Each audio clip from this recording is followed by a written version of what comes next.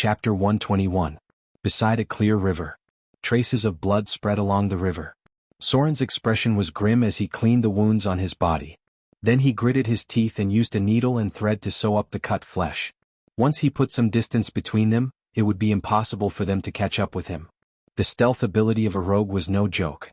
If they wanted to track a rogue like him in the wilderness, they would need a legendary-level tracking profession. By the time they found a way to get down the cliff, Soren had already put more than 10 kilometers of distance between them and disappeared from their tracking range. After making sure that it was safe, Soren stopped to treat his wounds. The smell of blood on his body was too strong. Even if he got rid of the hunters, he might attract other beasts. The wilderness was full of creatures that were very sensitive to the smell of blood.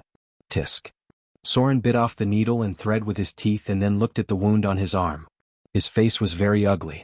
It was the first time in a long time that he was forced into such a miserable situation. He almost died there.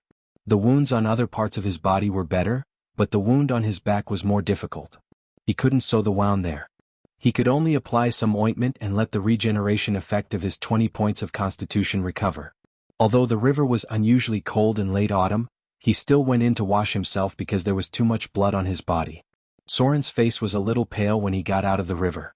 Perhaps it was because he had lost a lot of blood. He took out some jerky and chewed it while using a level 0 spell to dry himself. The elemental stone in his arms had become a little dim because its power had been exhausted. It had to wait for 7 days to fully recover. This legendary level equipment could be said to have saved his life. It summoned the earth elemental to restrain a lot of enemies, and the stone skin spell had blocked at least 6 attacks for him. The curved sword had been thrown out to attack the enemies, and Soren only had 2 daggers in his hands that were close to being scrapped. He didn't recklessly look for the hunters for revenge. Instead, he moved further away. First, he had to rest for a night to recover. On the one hand, he had to heal his wounds, and on the other hand, he had to restore his energy. Spell-like abilities were bloodline abilities. As long as he had a good night's sleep, he could use Shadow Jump and Evade Sight again tomorrow. Equipment was very important. Soren needed to find a weapon and recharge the equipment he had used. For example, if he had enough alchemy skills, he could recharge the ring by himself. As for the safety of Gloria and Vivian, Soren wasn't too worried. With the wisdom of the high-grade northern witches, they definitely wouldn't use short-distance teleportation.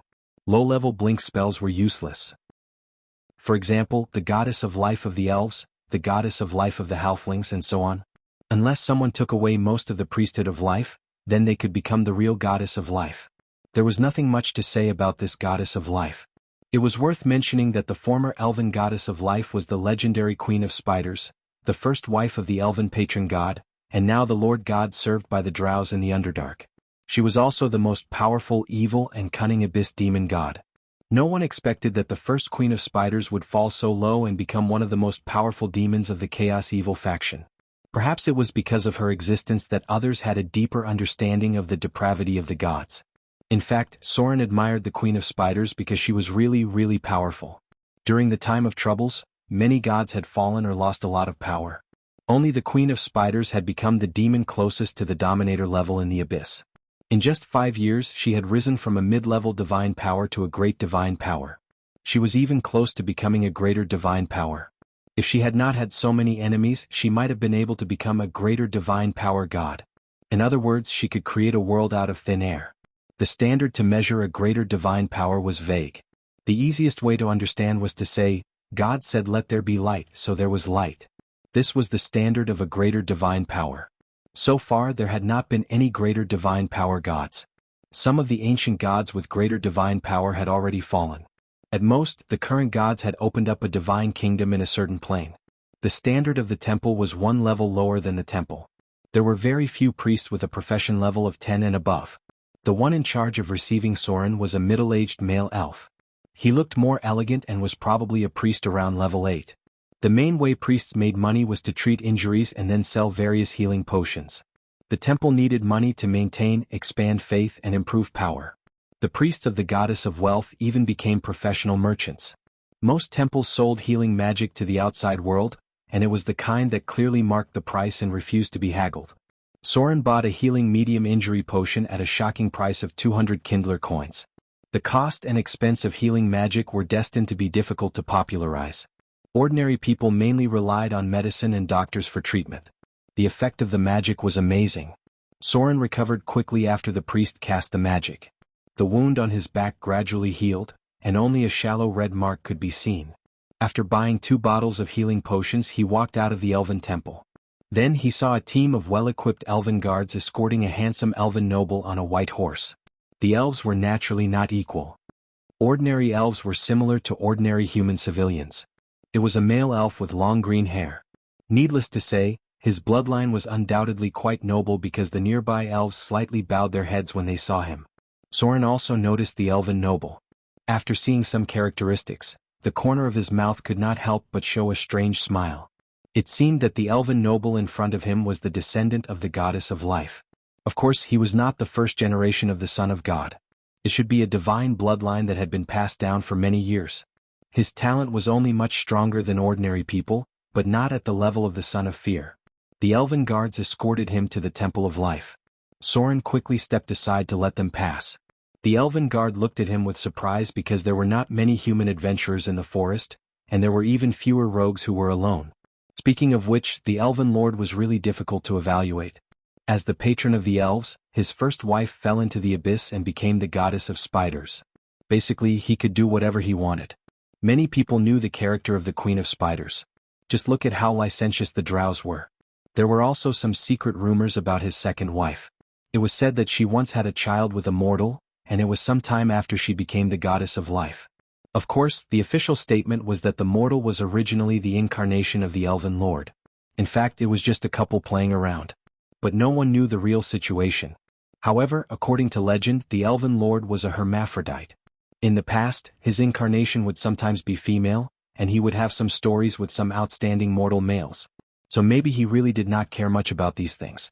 The elven noble in front of him should be the descendant of the goddess of life. Although it was not clear who the Queen of Elves had a child with, Soren felt that it was definitely not the child of the elven lord. Because the bloodline of 2 gods could not still be in the mortal world. The probability of that kind of child being born as a god was too low. Chapter 122. It was not easy to evaluate the descendants of the divine blood. Because strictly speaking, Gloria was also a descendant of the divine blood, because the predecessor of the Northern Witches was split from a powerful organization. This organization had existed for a long time, and their leader was even a chosen of the goddess of magic. During that time, many powerful witches were born in the north, some of which were even comparable to the gods. That era was too long ago. Only the oldest ruins and documents had records of the chosen one of the north. Gloria, as the purest northern witch, would more or less have a trace of the bloodline inheritance. This bloodline was similar to the elven noble in front of him. Some could strengthen their own talents, and some had basically exhausted their power. It was like the god of slaughter had fallen for a long time, but many of his descendants, the former sons of slaughter, had survived the catastrophe of slaughter. These descendants reproduced generation after generation, and in the end they were basically no different from ordinary people. Occasionally, there would be some people with more amazing talents, but their bloodline was thin to the point of 1 in 10 million. In fact, there were many such people. Therefore, most of the bloodline of the sons of God referred to within 3 generations. Beyond this range, they were not considered descendants of the divine blood. The elven noble in front of him did not even have a trace of divinity in his body, let alone divine power. At best, his bloodline talent was better than ordinary people, and his basic attributes were higher than ordinary people. This bloodline talent was roughly equivalent to the direct descendants of legendary professions, and it might even be inferior to the descendants of legendary professions. What? There was a saying that the hero template had inherited the blood of massacre, so it could extract soul energy. Among the natives of this world, only a small number of very special existences could increase their strength through killing. These special existences were basically related to the domain of the massacre priesthood. However, this saying had never been verified. Soren did not pay much attention to the elven noble. He went straight to the inn ready to rest for a day. This village was not small and the population was large. According to this progress, it was only a matter of time before it developed into a town. Soren's half-elven bloodline was thin, and he looked like a human from the outside, so he did not receive any preferential treatment. These elves just regarded him as an adventurer, and their attitude was basically cold. Elves were not a race that was easy to get along with. It was the outside world that was curious about them, and then the bards beautified them. Soren even thought that the stubborn dwarves were easier to deal with than the elves. there was a weapon shop in the village. The blacksmith was a burly elf, and he didn't look elegant. He also held a hammer and hammered loudly, and he was wearing an apron. In this world there was no such thing as a naturally elegant race. To eat, drink and defecate one had to farm. To live one had to work. Similarly, the elves would use their excrement to fertilize the land. Some of the droll who believed in the way of the earth would even personally do some of the seemingly dirty labor, viewing it as a form of cultivation. Yes. The last one was influenced by the warrior monks, especially the ascetic monks among the warrior monks. Over the long years, a large number of paths of professionals had been produced.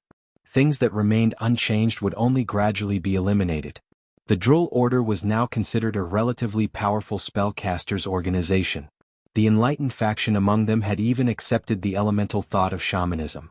The elven village Soren was in was within the scope of the way of the earth.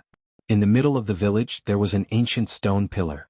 From this point of view, this world was still full of endless vitality.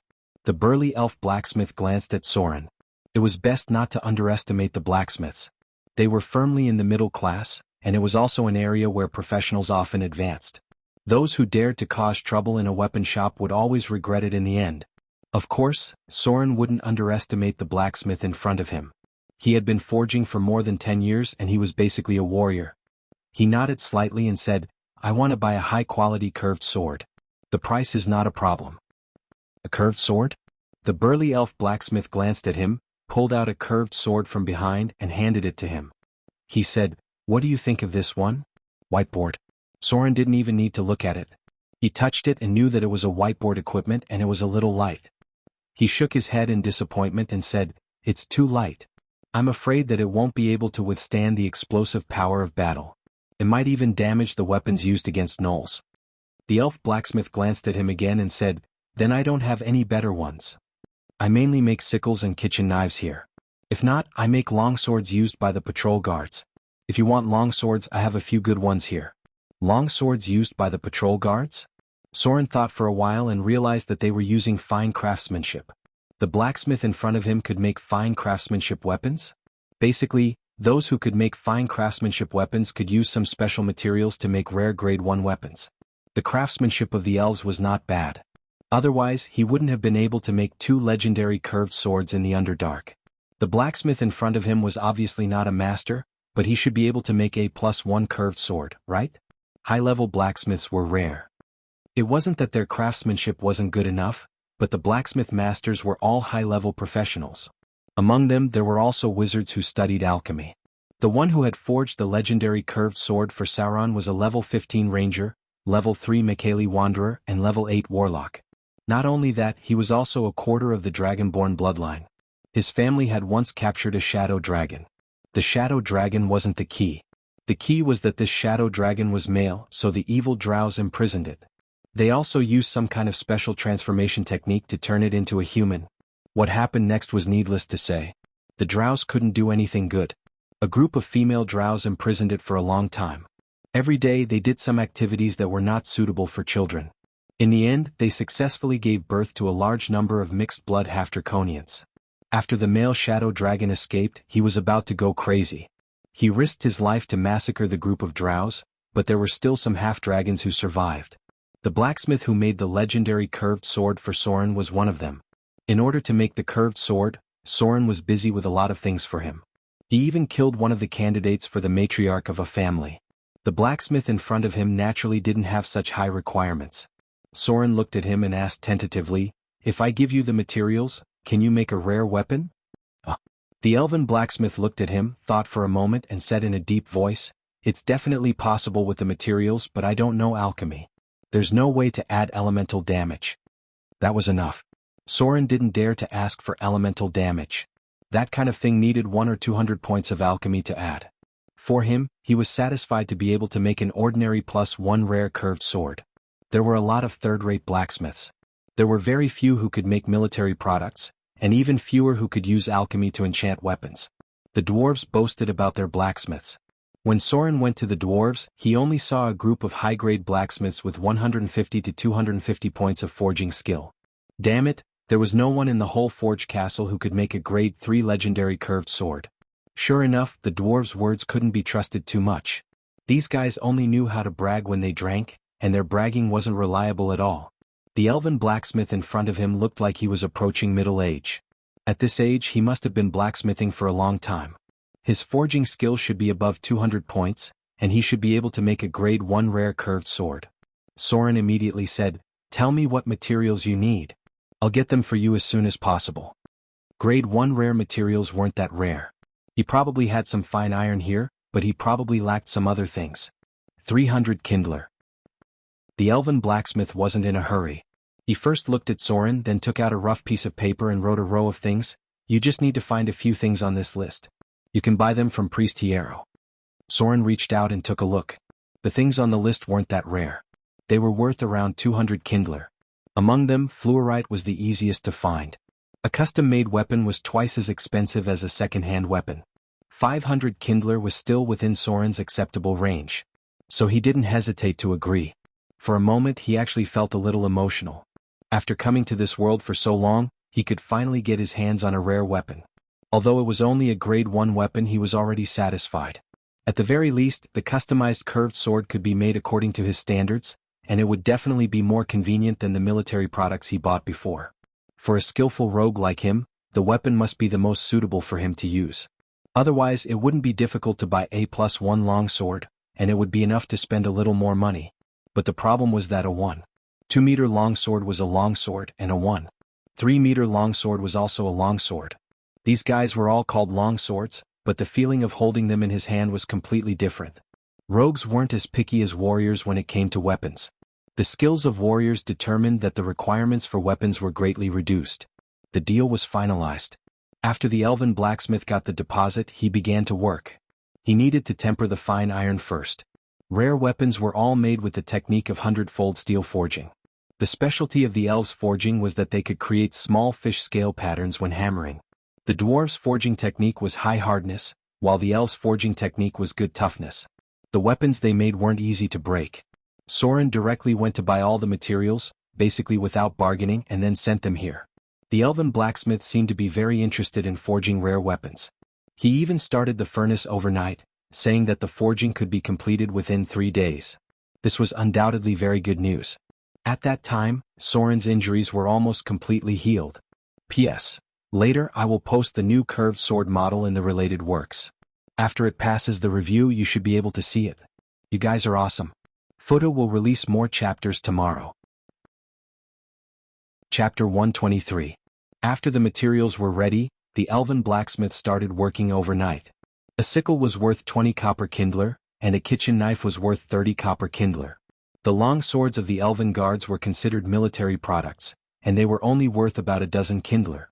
The elven blacksmith could only earn 4 or 5 kindler for a high-quality military weapon, but he could earn about 100 kindler by forging a curved sword for Soren.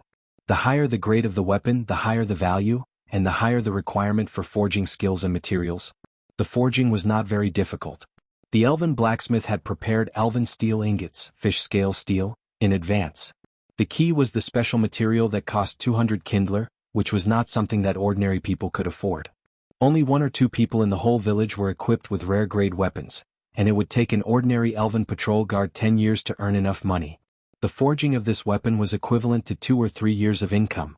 The elven blacksmith called all his apprentices over, then began to hammer and prepare, taking out pieces of refined steel ingots that were about 10 centimeters long. Soren had nothing to do. He watched for a while, then went back to the hotel to rest. He was very tired today and needed to recover his spirit. He had already drawn the model of the curved sword for the elven blacksmith. It was a heavy-duty curved sword, and its slashing and piercing abilities were first-class, similar to the style of the drows. On the second floor of the hotel, the elven proprietress thoughtfully prepared dinner for him and brought him a basin of hot water for him to soak his feet. Of course, she would not serve Soren so well for no reason. The main reason was the kindler that he threw out. After becoming an adventurer, Soren did not care much about the kindler, but for ordinary people, it was a few days' income. The elven proprietress, who was somewhat beautiful but not very beautiful, made a bed for Soren and brought him a new blanket. After making sure that Soren did not have any other requests, she left with a smile on her face. If she served such a generous guest well, he might not even need to give her change at the checkout. That was still several silver dirhams. Adventurers worked with their lives on the line, so they were more generous with their expenses. Before leaving, the lady boss even asked Soren if he needed any other services, but she was immediately rejected by Soren. Elves were not all elegant and noble. If the upper beam was not straight, the lower beam would be crooked as well. The elven gods were famous for doing as they pleased. The overly long lifespan of the elven race also determined that many elven couples would gradually lose their sense of novelty. At the very least, humans were still bound by traditional moral rules. Some places were even marked with red moles that represented chastity. The elves, on the other hand, were much less restrained. Some of their hardcore challenges even left Soren speechless. This was especially true for Droll from the chaotic neutral and neutral evil faction. While there was a group of respectable and devout Droll, there was another group of extremely depraved people who wouldn't even spare wild beasts. If you met that kind of person, you would definitely want to kill him to leave some clean air in the world. The elves were also more particular about their special services. They were not like humans who used coercion and bribery. Sometimes it even felt like a tryst. The waitresses in the tavern were really waitresses, but the ones who provided the service were a different group of people. The elves were famous for being picky, and it was the same here. They would choose their guests carefully.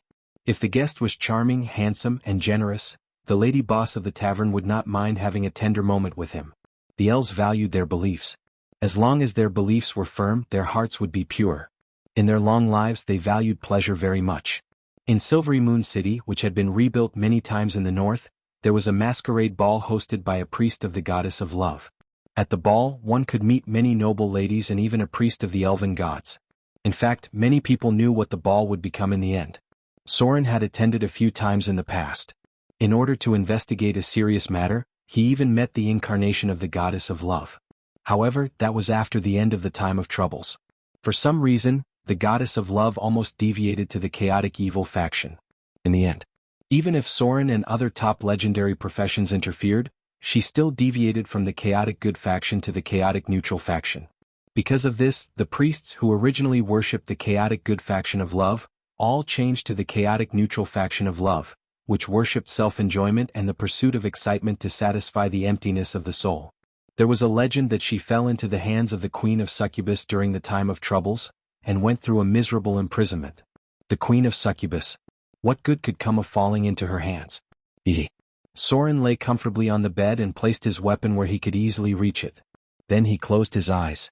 Although he was very tired, he could not fall asleep for a while. He was worried about Vivian's condition. He was very clear about the power of the children of God. When they fully unleashed their power, they were at the legendary level. Moreover, this divine power was not included in the original profession level. The divine power in Vivian's body had just awakened, and then she absorbed the divine power of another child of God. He did not know if she could fuse with it. After all, she was still too young. Her body had not even started to develop yet, and she was already like a baby dragon, unable to bear the power of an adult dragon. If you let a child exert the strength of an adult to carry 100 or 200 pounds, there would only be one result, and that was muscle strain and even bone damage. Now, Soren could only hope that Gloria had a way to suppress Vivian's power, so that her body could get some time to adapt. He still could not sleep. Soren opened his data page and checked his main attributes. Name: Soren. Race: half-elf. Attributes: Strength 14 plus 2, Dexterity 21 plus 1, Constitution 20, Intelligence 20 plus 1, Wisdom 15, Charm 16. Alignment: Lawful Evil Class, Level 10 Commoner / Level 7 Rogue 015500 / Level 2 Shadow Dancer 021500 / Level 5 Wizard 03650. Grade 2 Health Points 85136. Experience Points 2075. Slaughter EXP 300. Class EXP. Unassigned Skill Points, none. Attribute Points, none. Legend Level 4. Divinity 3. Status: Normal. Basic Skills: Sneak 151, Literacy 115, Steal 35, Picklock 45, Snare 55, Focus 15, Negotiate 12, Appraise 10, Deception 5, Intimidation 12, Taunt 8, Act 3, Listen 12, Evasion 75, Parry 15, Block 12, Heal 27, Search 15, Detect 15, Copy Scroll 15, Spellcraft 12, Survival 11, Use Magic Device 12, Cooking 21. Legendary Skills: Omnipotent Hands, Sealed, Weakened. Personal Abilities: Nimble Left Hand, Eidetic Memory, Perseverance, Encyclopedic Knowledge, Reflex Evasion, Nimble Movement, evade sight, dark vision, regeneration, beginner, profession abilities, shadow. Weave, military weapon, proficiency, curved sword, master, combat skills, shadow strike, shadow leap, counterspell, sword form, heavy hack. How did I get 3 more legend points? Soren opened the battle record data with some surprise because his legend points increased by 3. Then he found the following line of data records: Hunting Ritual, Legendary Battle. At the end of September 1675 in the Elven Kingdom, the believers of Malur, the god of hunting, held a ritual to hunt the Son of Fear in order to regain the attention of their god. This legendary hunting ritual was interrupted by you. Their prey, the Son of Fear, profession level 16, was killed by you. Your existence will be known by more and more evil creatures. Legend level +3, so it really was a legendary hunting ritual. Soren looked at his other attributes. The number of abilities he had mastered had increased a lot. There was no such thing as too many abilities. The more abilities he had, the more powerful he would be. The increase in basic skills was not very obvious. Except for the skill points allocated by the profession level, the average increase in all skills was about 10 points. Soren had fought a lot until now, and he didn't know when he could reach the average of 100 points. In the legendary realm, it was best to increase all basic skills to more than 100 points. Otherwise it wouldn't be a legendary realm but a disability. When one's strength reached the legendary realm, they would basically be able to comprehend other things by analogy. There couldn't be any obvious shortcomings in basic skills. Omnipotent Hands was still in a sealed state. For some reason, Soren clearly felt that its passive effect was still there, but he couldn't use it actively. There must be a problem somewhere. If it was a temporary weakness, he should have recovered long ago. Soren judged that the biggest possibility was that he might have been permanently cursed or damaged by magic. Otherwise, his soul might have been damaged. Many attacks on the soul couldn't be healed naturally, and had to rely on some powerful divine spells to remove and recover. It should be impossible for him to have been hit by any magic. Spells like stun, energy drain, and shapeshift were too overbearing. There was no way he wouldn't be affected at all. Soren felt that if it wasn't a special curse, it should be a weakened state due to damage to his soul. If it's damage to my soul, then it's troublesome. He looked at his own data, then his eyes fell on the 3 divinity that he got from killing the Elven Ranger. He murmured, "Damage to my soul needs at least restoration to recover, and maybe even greater restoration. Where can I find a priest with a profession level of 15 and above? Priests of this level are all bishops. It's not easy to see them, let alone pay them to cast restoration." Cash was definitely not enough. If he could sell the gems, he should be able to get enough money to cast restoration, which should be about 300 to 500 Kindler coins. Greater restoration was out of the question.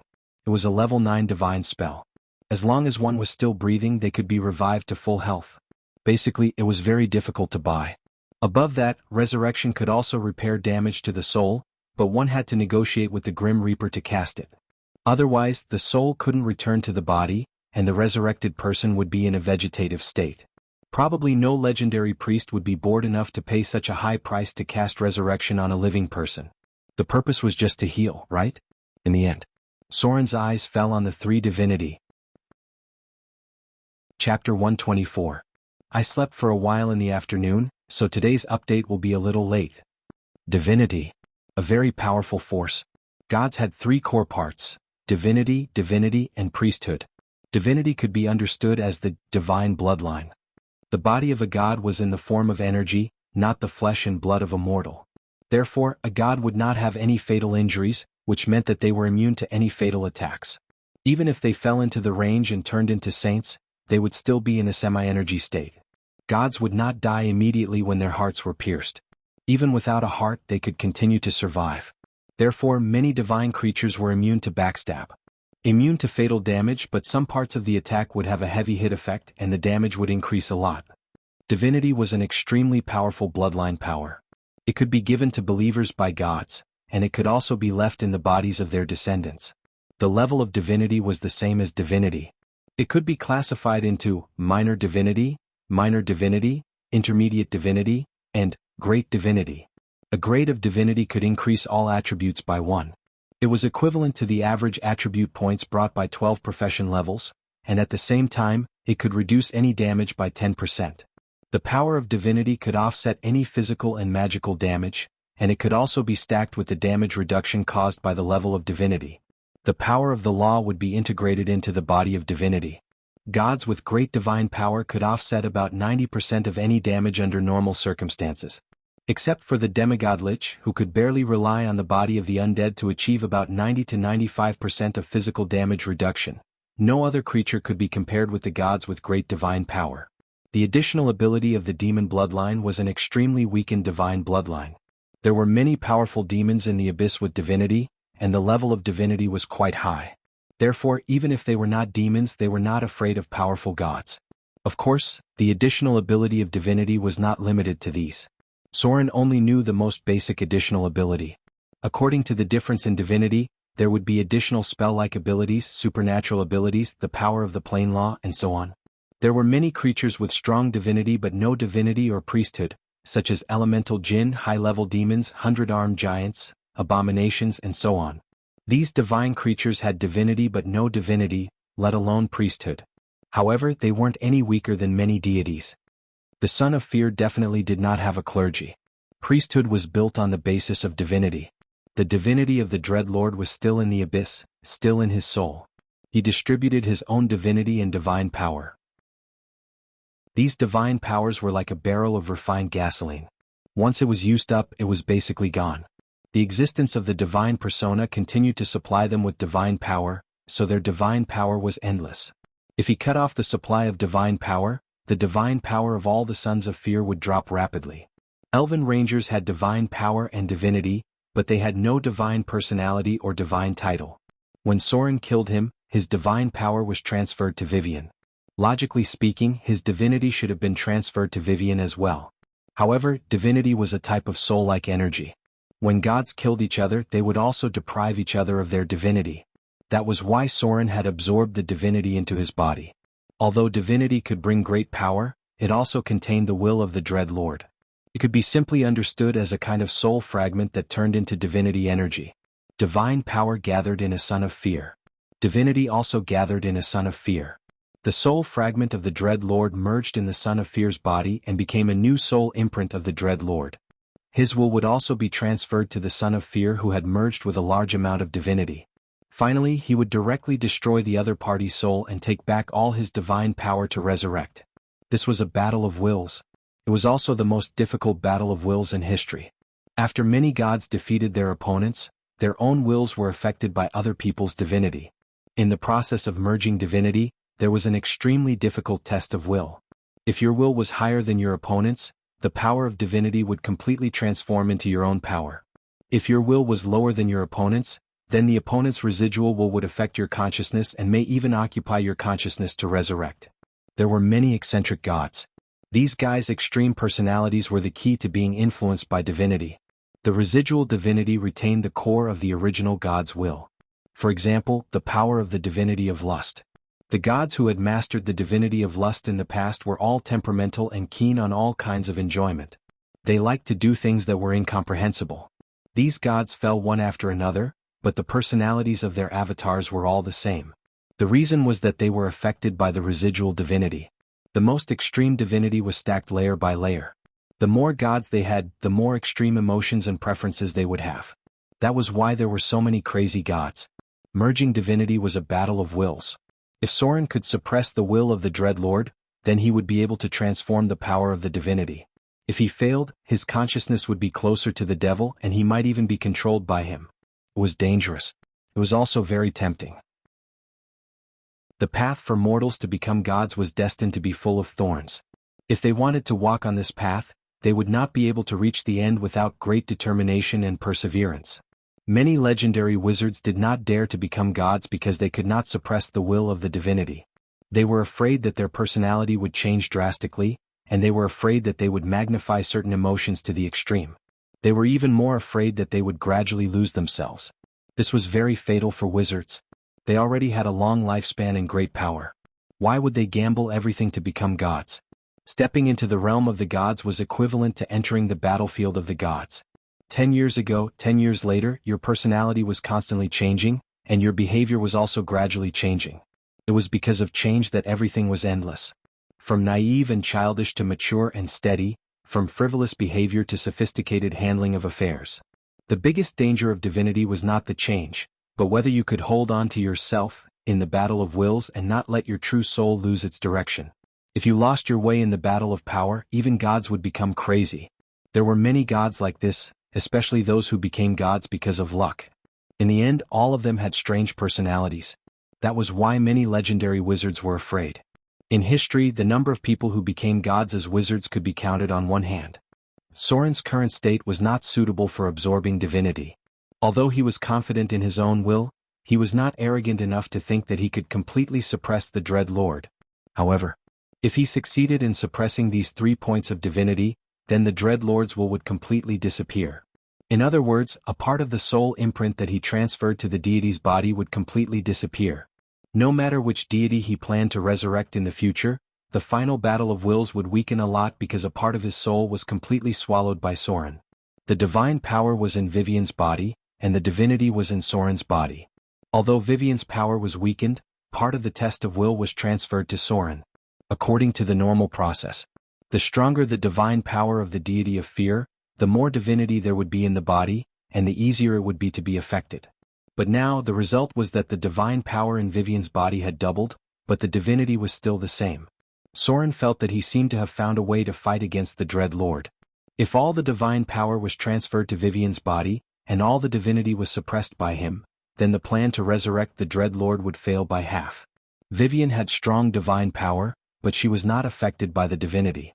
The final result was a balance. If the Dread Lord was more important, then the divinity of fear would be transferred to him. If Vivian was more important, then the divinity of fear would be transferred to her, because the Dread Lord's own divinity had disappeared and scattered. It was as if Soren had cleared up his thoughts and cleared up his mind. His expression was cold and the killing intent in his eyes was very strong, because he found a way to fight against the Dread Lord as a mortal. That was, he would kill the other surviving deities of fear. Killing. This was what Soren was best at. Killing for Vivian was the most normal thing to do. Just like when the little girl would raise her little head and say without hesitation, "If you kill people, I'll set the fire for you." Soren also did not hesitate to kill those sons of fear for Vivian. A night passed just like that. When dawn broke, Soren took out a long sword and began to practice the White Raven sword art. Combat skills were honed by oneself bit by bit. If he wanted to master such a high-level combat skill, he still needed to put in a lot of effort.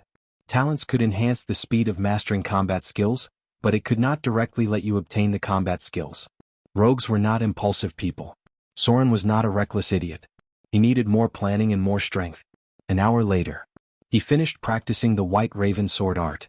His slow movements looked a little awkward and there was no handsome look to it. It was as if one movement was split into dozens of movements. It looked very stiff and there was no smooth and handsome look at all. The White Raven sword art was second only to the cross sword art. It was cool, arrogant, and sharp. It could only be said that Soren really put in a lot of effort in practicing it, because he learned the military version of the White Raven sword art. The owner of the inn got up and watched for a while. Then she boiled a basin of hot water and brought it to him. Soren thanked her and washed his body. His muscles looked like they were made of steel. She could not help but take a second look at him. There were many people in this era who had a strong body. Their muscles were much more exaggerated than Soren's, but there were very few people who were as well proportioned and strong as him. Especially the small muscles on his body. Although the owner of the inn did not know much about them, she knew that only powerful adventurers had them. This represented a kind of explosive power and a strong sense of balance. Rogues rarely had large muscles. They looked thin, but when they took off their clothes, you would find that their whole body was obviously filled with small muscles. Their combat skills were based on their sense of balance. When they moved, they did not only have large muscles on their chest, arms, and legs. The more they pursued balance, the more obvious their small muscles would be. The more they pursued strength, the more exaggerated their large muscles would be. The typical example of this was the barbarians. Their large muscles on their arms were as thick as a human's leg. This represented the main focus of their strength training. The latter could be seen at a glance, but the former could only be seen in battle. Soren simply washed up, ate something, and went to the blacksmith's shop. He wanted to see the progress of the curved sword. A good weapon was more important than other rare equipment. Killing. Mainly relying on the sword. Chapter 125. The smithy was bustling with activity. The elven blacksmith's eyes were bloodshot, but his face was filled with excitement. He ordered his apprentices to work and increased the temperature of the furnace from time to time. There were all kinds of rare materials on the side, but not all of them were rare-grade items. Most of them were just rare minerals. Forging wasn't something that could be done by directly embedding or simply mixing them together. It could be done with a spell. Forging in this world was a very advanced process, and it was definitely one of the most difficult skills to master. In some ways it was even more sci-fi than forging in the interstellar era. The special materials were used as tools similar to carburizing catalysts. The rare minerals were used to add small amounts of other elements during hammering, similar to spring steel. The holy water on the side was used as a core material for secondary quenching. There were also some other rare items that Soren didn't know about. The rare-grade weapons in this world were hammered out one by one. Spells were only the later enchantments. The equipment in the abyss of hell was also forged using volcanic furnaces. Soren looked at it and realized that he wasn't very good at it. The elven blacksmith hammered the metal with a strange rhythm. After hammering for 100 times, he sprinkled some ground powder and repeated the hammering process. The elements of the mineral powder would seep into the fish scale pattern steel, and the impurities would be removed during the hammering process. Only after 100 times of hammering could a rare-grade weapon be called a rare-grade weapon. Only then could a rare-grade weapon be undamaged in an intense battle. Without rare materials like adamantine and mithril, this was the only way to achieve the best results. This type of steel ingot existed in ancient times as well. It was called wrought iron in the Central Plains, wood steel in some areas, and Damascus steel ingot in some places. Its forging process was similar to the elves' fish scale pattern steel ingot and the dwarves' titan steel ingot. There were very few people in the world who could afford to use rare materials like mithril and adamantine to forge. Usually, half of the country's resources were used to do so. Therefore, most of the time, these special ingots were used to forge. But for some reason, Soren was a little excited when he saw how focused the elven blacksmith was on forging. He had a strong feeling that the weapon he was going to forge this time wouldn't just be a rare grade 1 item. It was possible that the extreme effect of ordinary iron forging would appear. There were a few blacksmiths who could forge ordinary iron with the same effect as adamantine. Soren felt that the elven blacksmith in front of him probably had more than 200 points in forging skill. Judging from his 100-fold steel forging technique and his concentration while forging, it was possible that the elven blacksmith had close to 300 points in forging skill. The other party might be a blacksmith close to the level of a master blacksmith. The only flaw was that he did not learn alchemy. He probably didn't even know that he was close to the level of a master because it seemed that he had been forging in this village for many years. His skills had been stacked with time. Soren stayed for a while before leaving. He didn't disturb the focused elven blacksmith at all. The other party seemed to be in a state of madness. His expression was rather fanatical. He probably also felt that his skill was about to reach a breakthrough point. After decades of smithing, he had never thought that he would reach a critical point because of an order for a transcendent weapon. Soren returned to the inn and began to study magic. The more spell nodes and spell circuits he mastered, the faster he could learn other spells in the future, and the easier it would be for him to comprehend high-level spells. A master blacksmith's weapon was basically the limit for a mortal's weapon. Above that was magic enchantment as well as the very sci-fi elemental collapse. Everything had a lot of space. Atoms and molecules had a lot of space, and protons and electrons had even more space.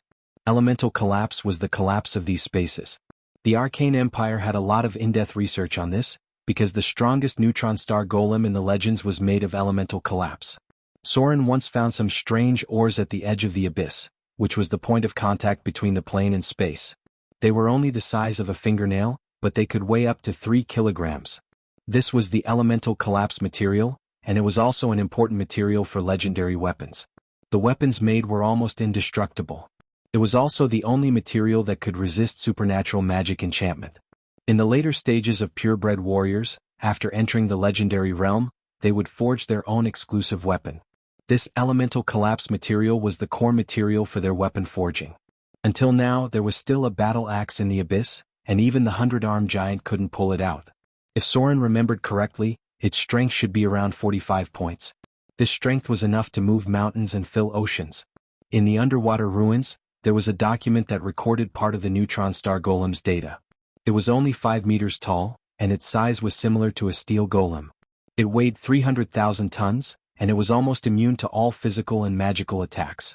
In the entire Arcane Empire, there was only one neutron star golem. Because of some mistakes, a piece of the continental shelf sank, and in the end the neutron star golem disappeared completely. Only in the legendary golem craftwork would there be some records about the neutron star golem. Soren would definitely go to the abyss in the future. This was because the materials he needed to forge supernatural weapons could only be found in places like the abyss, and the elemental collapse material could directly block many magic attacks. This was because even magic attacks couldn't penetrate it. Time passed little by little. Soren was very patient.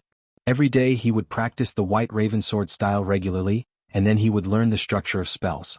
Occasionally he would also practice his casting skills. He had a feeling that he would soon master the ability, spell control. The innkeeper's attitude towards him was a lot friendlier. On one hand it was because of Kindler, and on the other hand it was probably because she was more familiar with him. She didn't think that he was a dangerous person. In fact, Soren looked very handsome. As long as he wasn't in a state of battle, he would look like a quiet scholar. The elven blacksmith's eyes were getting more and more bloodshot, and he was getting more and more excited. Soren was even asked to buy more than 100 Kindler's special materials. It was an unknown material that was refined using divine spells and alchemy. It was an unknown material used to forge holy weapons. Anyway, even if he didn't know what it was, Soren still bought it without hesitation. This was because his custom-made curved sword was almost finished. 3 days passed quickly. The elven blacksmith didn't sleep much. His eyes were bloodshot, and 2 of his apprentices had already collapsed from exhaustion. When Soren arrived on the 4th day, the elven blacksmith finally showed a smile. Clang. A curved sword that was covered with tiny fish scales appeared in front of Soren. The hilt was very simple, and it didn't look like the style of an elven weapon. There were only faint patterns on the hilt, and it looked like the unique mark of a blacksmith. The elven blacksmith had already opened the blade overnight. He looked at Soren and smiled happily. Then he swung the sword at the iron felt next to the furnace. Clang. A corner of the iron felt was cut off, and the thickness of the cut was close to 5 centimeters. The elven blacksmith didn't seem to use too much strength, and he was able to cut off a corner of the iron felt. There wasn't a single scratch on the snow-white blade, and it looked just like how it was before.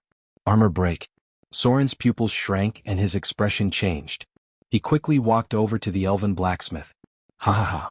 The elven blacksmith laughed hysterically, and then he held the curved sword in his hand in front of Soren. Soren took the curved sword with a solemn expression, and then slightly bowed to show his respect. It was really the ultimate forging of ordinary iron. Only the armor break attribute could achieve such an effect. This was already close to the strongest grade 1 weapon.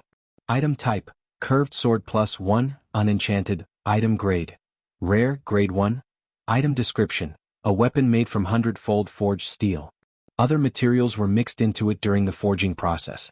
It was made from the Elven clan's fish scale steel ingot, and it underwent a second quenching process. All attributes of this weapon exceed that of other weapons. Equipment requirements, 12 strength or above.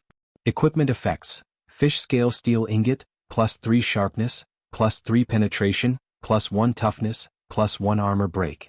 Soren's expression was a little excited. He stretched out his finger and gently stroked the curved sword's delicate body. He could feel the tiny fish scales rubbing against his fingertips. Soren lifted his finger and lightly flicked the blade. He could hear a crisp sound as if it had a trace of magic. He couldn't help but murmur, "This sword is qualified to be used to slay a dragon." The elven blacksmith's tired eyes suddenly lit up, and he excitedly said, "That's right. It can definitely break through the dragon scales of a pure-blood dragon. That's why I named it Dragon Slayer." Soren was suddenly stunned. As the one who forged this curved sword, the elven blacksmith in front of him did indeed have the right to name it. But this name was a bit of a pain in the ass, right? He suddenly wanted to slap his own mouth. Chapter 126. The blacksmith fell to the ground as soon as he finished his sentence. The others were shocked. Soren thought that the blacksmith had died from exhaustion, but the blacksmith soon started snoring. He waved his hand at the apprentices next to him, signaling them to move the blacksmith to the bed and leave a dozen kindlers by the furnace. The apprentices were exhausted after 3 days of hard work. Their eyes were bloodshot and they looked very tired. Soren was very satisfied with the result, so he didn't mind giving them a small tip. Dragon Slayer. Soren stroked the blade and curled his lips. This name is too inauspicious. Let's just call it Laceration. There were a lot of equipment called Dragon Slayer in this world. For example, there was a Dragon Slayer sword in Whiterun City. Any equipment with this name that succeeded in slaying a dragon seemed to carry a curse. Their owners would often die in the hands of dragons. Soren didn't have much of a hobby when it came to slaying dragons. Only when it was necessary to do something that involved the dragon race would he not hesitate to slay them. Laceration was a rare weapon he once got. Although it wasn't as good as the one in front of him, it was quite similar in all aspects. Although this scimitar was only a grade 1 rare weapon, its attributes were already at grade 2. It didn't have any energy damage, but its sharpness and penetration were quite high. Gloria's enchanted weapon only added 2 points, but this scimitar already had 3 points of sharpness and penetration. To put it simply, this scimitar could break through natural armor with +3 defense. The most famous example of this was the Drake. The Drake's natural defense was its dragon skin, which gave it +3 defense. The last 2 attributes were the key. Toughness was a characteristic of elven weapons, and it definitely wouldn't break easily. Armor break was usually an additional attribute added by adamantine. It was very useful against dragons, demons, and liches. As long as it was a weapon with armor break, it would be able to break through dragon scales. It was also very effective against warriors with full body armor. Other than the full body armor that was hard to break, the other scales and chainmail could be broken through with 1 or 2 slashes.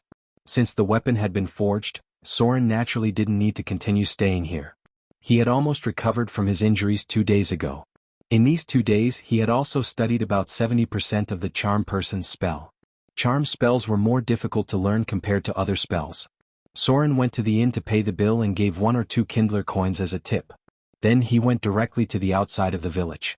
His arrival did not alarm too many people, and his departure was not noticed by many either. Adventurers were a group of travelers, and they would only stop when they were tired. In the lush green forest. After entering the wilderness, Soren's vigilance began to rise. He was now going all the way north along the elven forest, which might be thousands of kilometers away. There was an icebound valley on the edge of the Frost Kingdom. After passing through this valley he would enter the Ice Kingdom. It used to be a big battlefield with many sunken underground ruins. What separated the North and the Ice Kingdom was a snow mountain range that stretched for hundreds of miles. Because of the special geography, the two had become 2 completely different worlds. Soren moved forward at a very fast speed. His extraordinary 20 points of constitution ensured that he could keep moving forward at a slow pace. As long as he didn't exceed the range of physical consumption, his recovery speed was almost the same as the speed of consumption. In just one morning, Soren had walked dozens of kilometers. The surrounding scenery had changed a lot. The trees in front of him were basically as thick as 3 people hugging together. These trees were at least hundreds of years old. This was the characteristic of the elven hinterland. The deeper he went, the older the trees were, and the more likely he would meet the legendary beautiful dryads. In other words, the spiritual embodiment of nature. Soren's footsteps suddenly stopped. He frowned and pulled out a piece of rag with his hand. The cloth was very smooth to the touch and there were traces of blood on it. There should have been a battle in this location, and it should have happened in the last 3 days. The footprints on the ground were blurred, but he still judged the direction of the battle based on his intuition. He followed the tracks for 100 or 200 meters, and then saw the obvious traces of a battle. There were broken branches cut by swords and very dense footprints. There was indeed a battle here. Soren observed for a while and was ready to leave. He was concerned about whether there would be an ambush ahead. He had no interest in these occasional battles because battles happen too frequently in this world. In an instant, suddenly Suarant's figure paused for a moment. Then he turned around and went behind a big tree. He seemed to have seen something in that split second.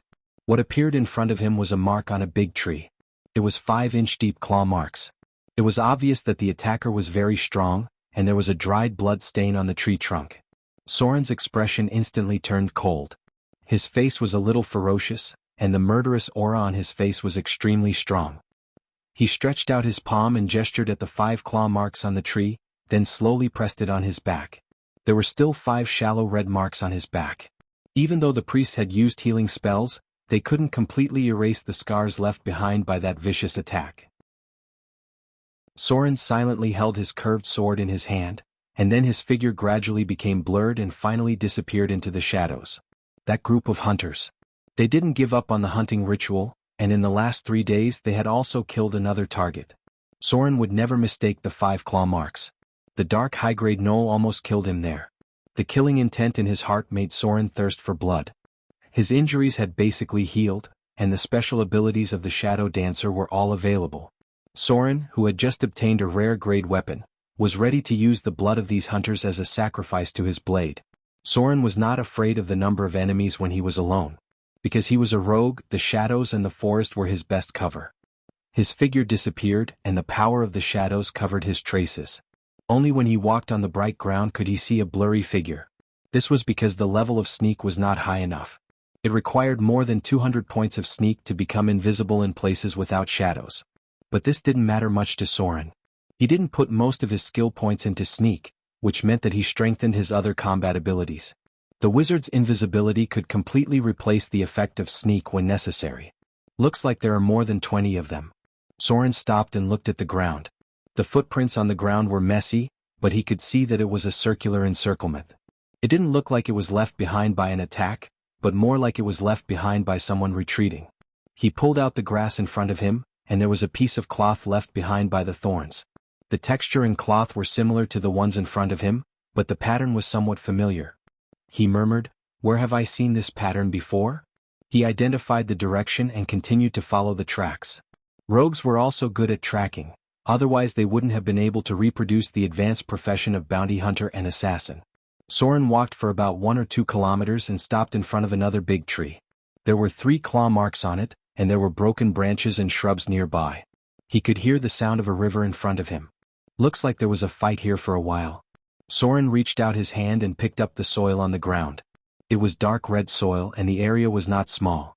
Although the body was gone, there should be a person here. Judging from the bloodstains, the person should have died on the spot. There was obviously someone in front of him who used a sword to cut down the shrubs blocking the way.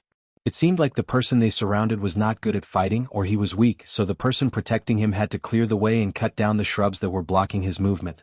Looks like they're dead. Soren only saw the traces of one person's death, but according to his estimation, the person shouldn't be able to run away. If he had to protect such a burden, he would not be able to escape the hunter's pursuit. He lost track of them by the river.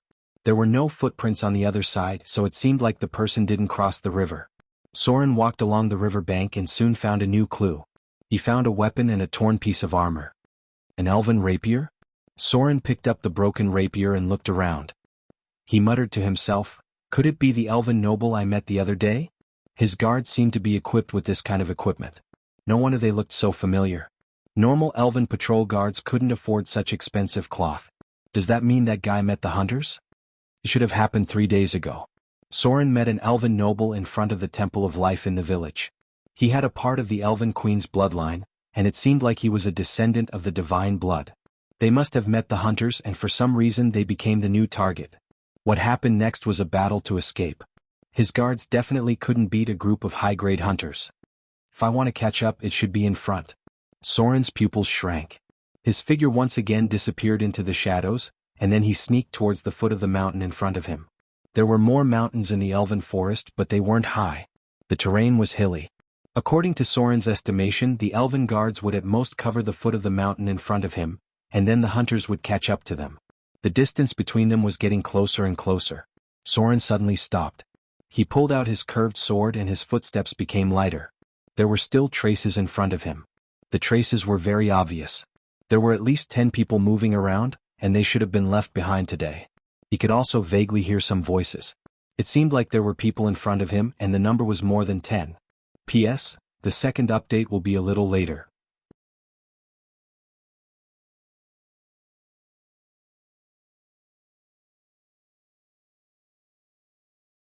This kind of thing was definitely difficult to deal with.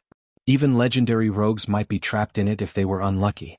Looking at the corpses inside the vines, they were definitely the corpses of high-grade hunters. At least 6 of them with a profession level of 15 or above had died in the vines. It seemed that they also tried to attack with fire, but these supernatural vines were not afraid of fire at all. Soren saw the figures of the elven guards. The number had decreased a lot. Only 3 of them were still standing. There were 4 or 5 lying on the ground next to them. It seemed that many of them had died. The handsome elven nobleman was still there, but he looked very embarrassed. There were 3 claw marks on his face and his eyebrows were cut open. His face looked particularly ferocious. Judging from the wound, the nobleman was almost attacked in the temple. It doesn't look like a burst of divine power. Is it because of some legendary item? Soren stared at the elven nobleman in the distance. His expression was a little desperate. They had been trapped here for nearly 3 days. Most of his guards had died and the rest were basically injured. They were obviously trapped here by the hunters, and only supported by the vines outside for so long. Time passed little by little. The despair on the elven nobleman's face became more and more obvious. The guard said something in his ear, but it was too far away to hear clearly. These vines could not last forever. If no one came to rescue them, these people would definitely die in the hands of the hunters. The sky was getting darker and darker. Soren quietly landed from the tree trunk and slowly moved forward along the shadows. Rogues were very patient, and Soren was even more patient. He was not in a hurry to attack, nor did he do anything that would expose his existence. He was like a bystander, always watching the movements of the group of people at the foot of the mountain, maintaining a distance of about 100 or 200 meters. Although the hunters were constantly arguing, they were still vigilant. Soren was sure that he could kill them in one shot, but he was not sure if he could retreat after attacking. He also did not approach the elves. First of all, Soren did not have the ability to help them get out of danger. Second, they might not trust him. He was not enthusiastic enough to risk his life to help someone who had nothing to do with him. There were 12 hunters in this group. Half of them were around professional level 12, and the other half were all high-grade professions with professional level 15 and above. Half of them were mixed orcs. Although the high-grade gnoll was very strong, its voice seemed to have been weakened a lot. The hunters were roasting meat. They had sent someone to hunt a goat.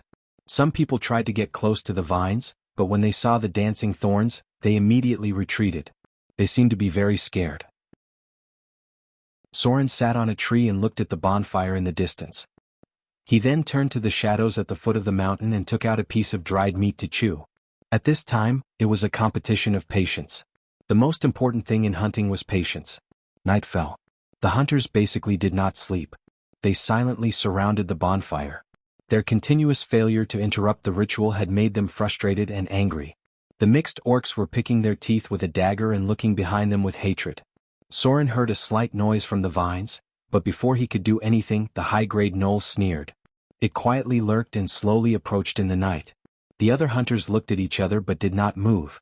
Instead, they slightly raised their voices. An elven guard lurked out. The vines seemed to be controlled and did not attack him. After he left the range of the vines, he quietly sneaked out. It seemed that he was a ranger. The people in the vines were obviously watching him nervously. Soren's dark vision was already in effect. Night was not much different today for him. The shadow dancer was an advanced profession that was very suitable for night activities. Swoosh. Just when the elven guard thought that he had escaped and wanted to speed up to report, a black shadow suddenly rushed out from behind the bushes. With a flash of cold light, the gnoll's sharp claws directly pierced into the elven guard's abdomen. The gnoll grabbed the elven guard's neck with its palm and then lifted him up. When the gnoll pulled out its right claw, blood and intestines spilled out. A terrible scream was heard. The vines were strangely silent, and then someone's angry roar was heard. The gnoll picked up the elven guard with a grim smile and then walked towards the bonfire. Two strong mixed-blood orcs stood up and looked at each other fiercely. Then a cruel smile appeared on their faces. They directly skewered the elven guard, who was still alive, with wooden sticks, and then roasted him on the bonfire. An extremely miserable wail rang out. The face of the elven nobles in the vines was as white as a sheet of paper. The remaining elven guards were also pale. Soren put down the jerky. He suddenly felt that he really did not have much of an appetite. He silently put away the dry food. The faint screams were still intermittently heard. He held his curved sword tightly and stayed where he was. He looked up at the sky. It was still early. The time before dawn was the time when people were the most relaxed. Even high-grade professions would feel a little tired during this time. The screams from the bonfire were getting weaker and weaker. Soren looked over there expressionlessly. His hand holding the curved sword was a little pale because he used too much strength. There was a smell of meat in the air. But when the smell drifted out, the elven nobles in the vines suddenly vomited. He vomited until tears and snot came out. He looked very embarrassed. The hunters laughed ferociously. The mixed-blood orcs picked up the corpse, tore off a leg and threw it into the vines. They also said something loudly, which seemed to mean that the roasted meat was delicious and they could eat it now. One of the elven guards wanted to rush out as if he had gone crazy, but he was stopped by another person. Because going out would be suicide. The elven nobles were completely paralyzed on the spot. His expression was a little nervous because the roasted leg was thrown in front of him. As a noble, he had probably never experienced something like this. This was the real survival in the wilderness. Soren was very quiet. His figure was invisible in the darkness. He kept paying attention to the bonfire and occasionally looked up at the sky. It was almost dawn. The elves in the vines were almost on the verge of collapse. The hunters' methods were not something these pampered fellows could withstand. Some of the mixed-blood orcs were sleeping, but some were on guard. Night. The high-ranking Jacqueline's eyes were green, and it had been watching the nearby movements. However, as time passed, it also gently closed its eyes. They had been surrounding this place for almost 3 days, and it also needed a little rest. The power of magic was declining. They found that some of the vines had withered. It would not take long for these damn vines to disappear. Soren watched silently. Although the high-tier Jack-Allen had closed its eyes, it was still squatting on the ground. It could rush out in an instant. It was not asleep. It just closed its eyes and took a nap. Time passed by minute by minute. Some of the mixed-blood orcs were already snoring. The vigilant hunters looked slightly tired. The gnoll's posture was also slightly tilted.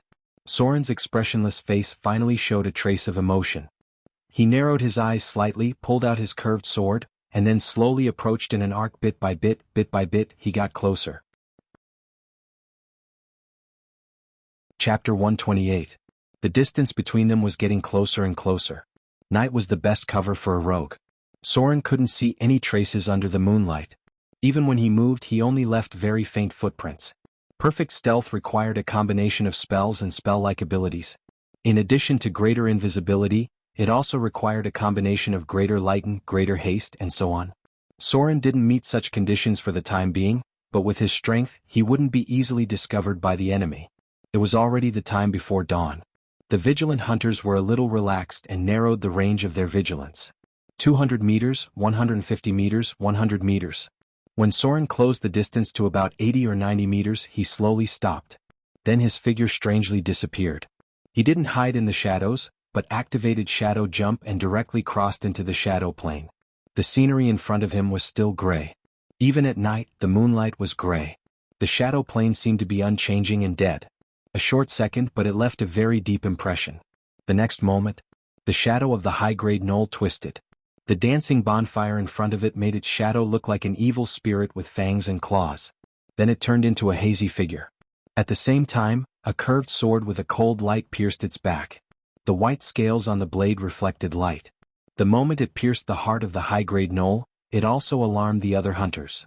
A row of data appeared in front of Soren. Activated dark vision.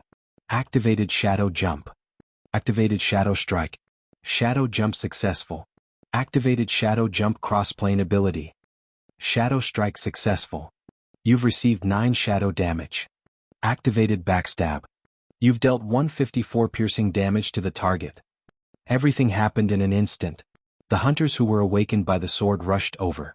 When the high-grade knoll opened its eyes, there was already a curved sword in its chest, directly piercing its heart. However, it didn't die immediately. On the contrary, a blood-red light appeared in its eyes. It roared crazily as all the muscles on its body swelled up. It swung its claws at Soren's throat. Soren's face was sliced open by the sharp claws, but it only left a shallow cut. Soren had already retreated the moment his claws landed on his enemy. The scimitar was pulled out on the spot. Blood gushed out like a fountain, and the figure of the high-ranking Jack-Allen stiffened for a moment. Then with a roar it rushed over. It looked like it wanted to die together with him. Soren didn't stop at all. Even if he couldn't kill the enemy in one hit, he quickly disappeared into the shadows and activated evade sight. Soren entered stealth. The high-grade knoll seemed to have gone crazy. It attacked everything in front of it. A mixed-blood orc who rushed too close was directly cut open by its claws. There was a slight commotion around the campfire. The other hunters looked at the blood gushing out of the knoll's chest and couldn't do anything. No one even dared to get too close to it. It was obvious that the knoll had gone crazy. The nearby bushes and trees were cut down by its claws. The high-grade knoll's blood-red eyes searched for its enemy's target. Its chest was completely covered in blood. Rewind time to 1 second ago. When Soren's sword hit the knoll, there was no kill notification in front of his eyes. His heart skipped a beat. He immediately gave up on the idea of killing it and quickly retreated. High fortitude? Or legendary fortitude? Soren felt a slight pain on the side of his face. He knew that the enemy's claws had scratched his face. After distancing himself for about 10 meters, he immediately activated Evade Sight and disappeared into the shadows. As a veteran adventurer, Soren was sure that he had stabbed the gnoll's heart. If the gnoll's heart didn't trigger the test of lethal damage, then there could only be one result. The gnoll had high fortitude, or even legendary fortitude. It was a purebred melee profession that was close to level 18. Its physical strength was close to supernatural. The distance between them was about 50 meters.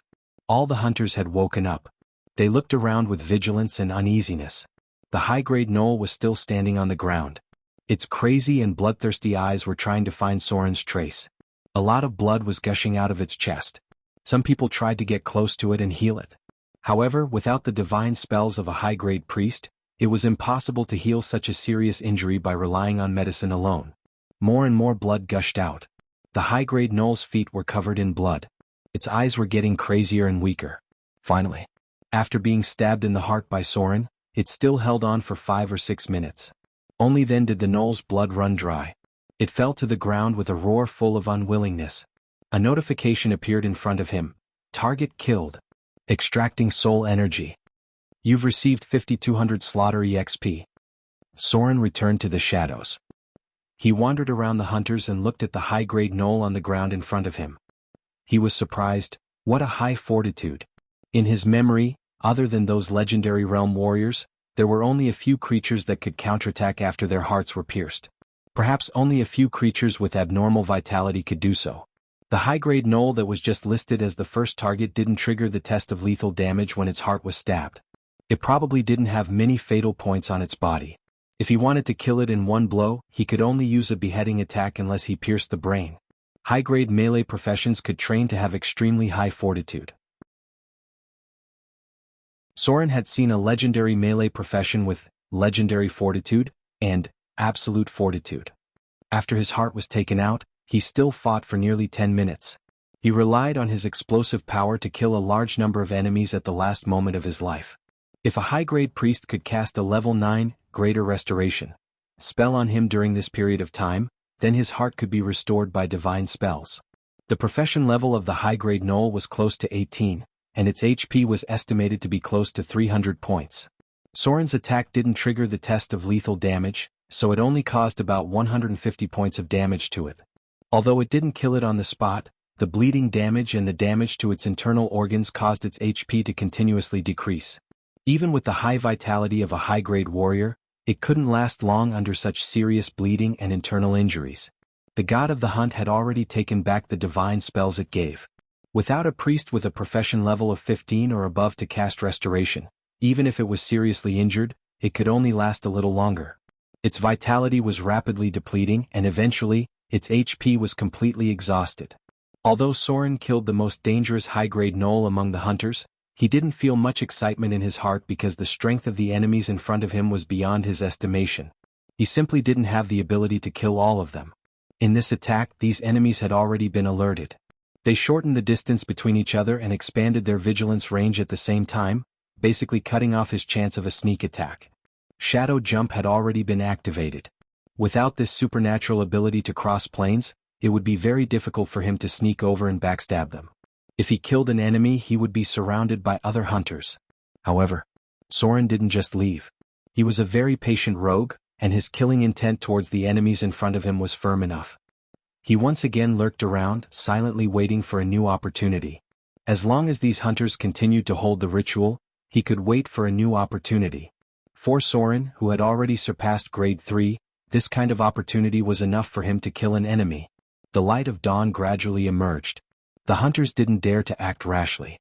To deal with a rogue who was proficient in stealth, acting rashly would only expose them to danger. They were waiting for dawn, and only after dawn would they be able to find traces of the rogue. The mixed-blood orc was angrily cursing, as if roaring that it would pull out the tendons and skin the enemy when it found them. But now it was still very dark. No matter how angry it was, this guy didn't dare to be more than 15 steps away from the others. As long as it went beyond this distance, it was likely to be attacked by a high-grade rogue because there were too many shadows nearby. The light in the sky was getting brighter and brighter. Soren increased the distance to more than 200 meters. Because with the arrival of the day, his stealth ability was also weakened, and this group of hunters was likely to disperse into small groups to find his trace. A rogue absolutely couldn't fight against more than 3 enemies with a similar profession level. Suddenly, just as Soren was about to continue to increase the distance, the hunters in front of him let out an excited roar, and then saw them rushing to the foot of the mountain. There were a lot of vines growing there, but now they began to wither in large patches. The power contained in them had been exhausted, and these vines, which were born from the mysterious power, quickly died. A loud eagle cry sounded. The hunters' movements were a little slower. Soren also looked up at the sky and he saw the figure of Droll. There were cries of joy coming from the vines. After 3 days, finally Droll found them. The mixed-blood orc roared, and then without hesitation they rushed to the vines. They wanted to kill the target before Droll got close. Swoosh! A sharp arrow shot at the mixed-blood orc at the front, and then a vigorous figure jumped directly from a height of hundreds of meters. It was a very beautiful and tall female elf. There was a crescent moon emblem on her exquisite armor. This emblem made everyone's face change. Soren also stopped. His expression was a little hesitant, and then he took a deep breath and suddenly rushed into the vines in stealth. A shadow flew out. He knocked out the elven nobleman in the vines with a swing of his hand, and then quickly searched around. Chapter 129. The Knight in Silver. When he saw the figure falling from the sky, Soren realized that the identity of the elven noble was more complicated than he thought. To be able to make a quasi-legendary profession who served the Lady of the Silver Moon come to save him, he probably had the blood of the elven royal family.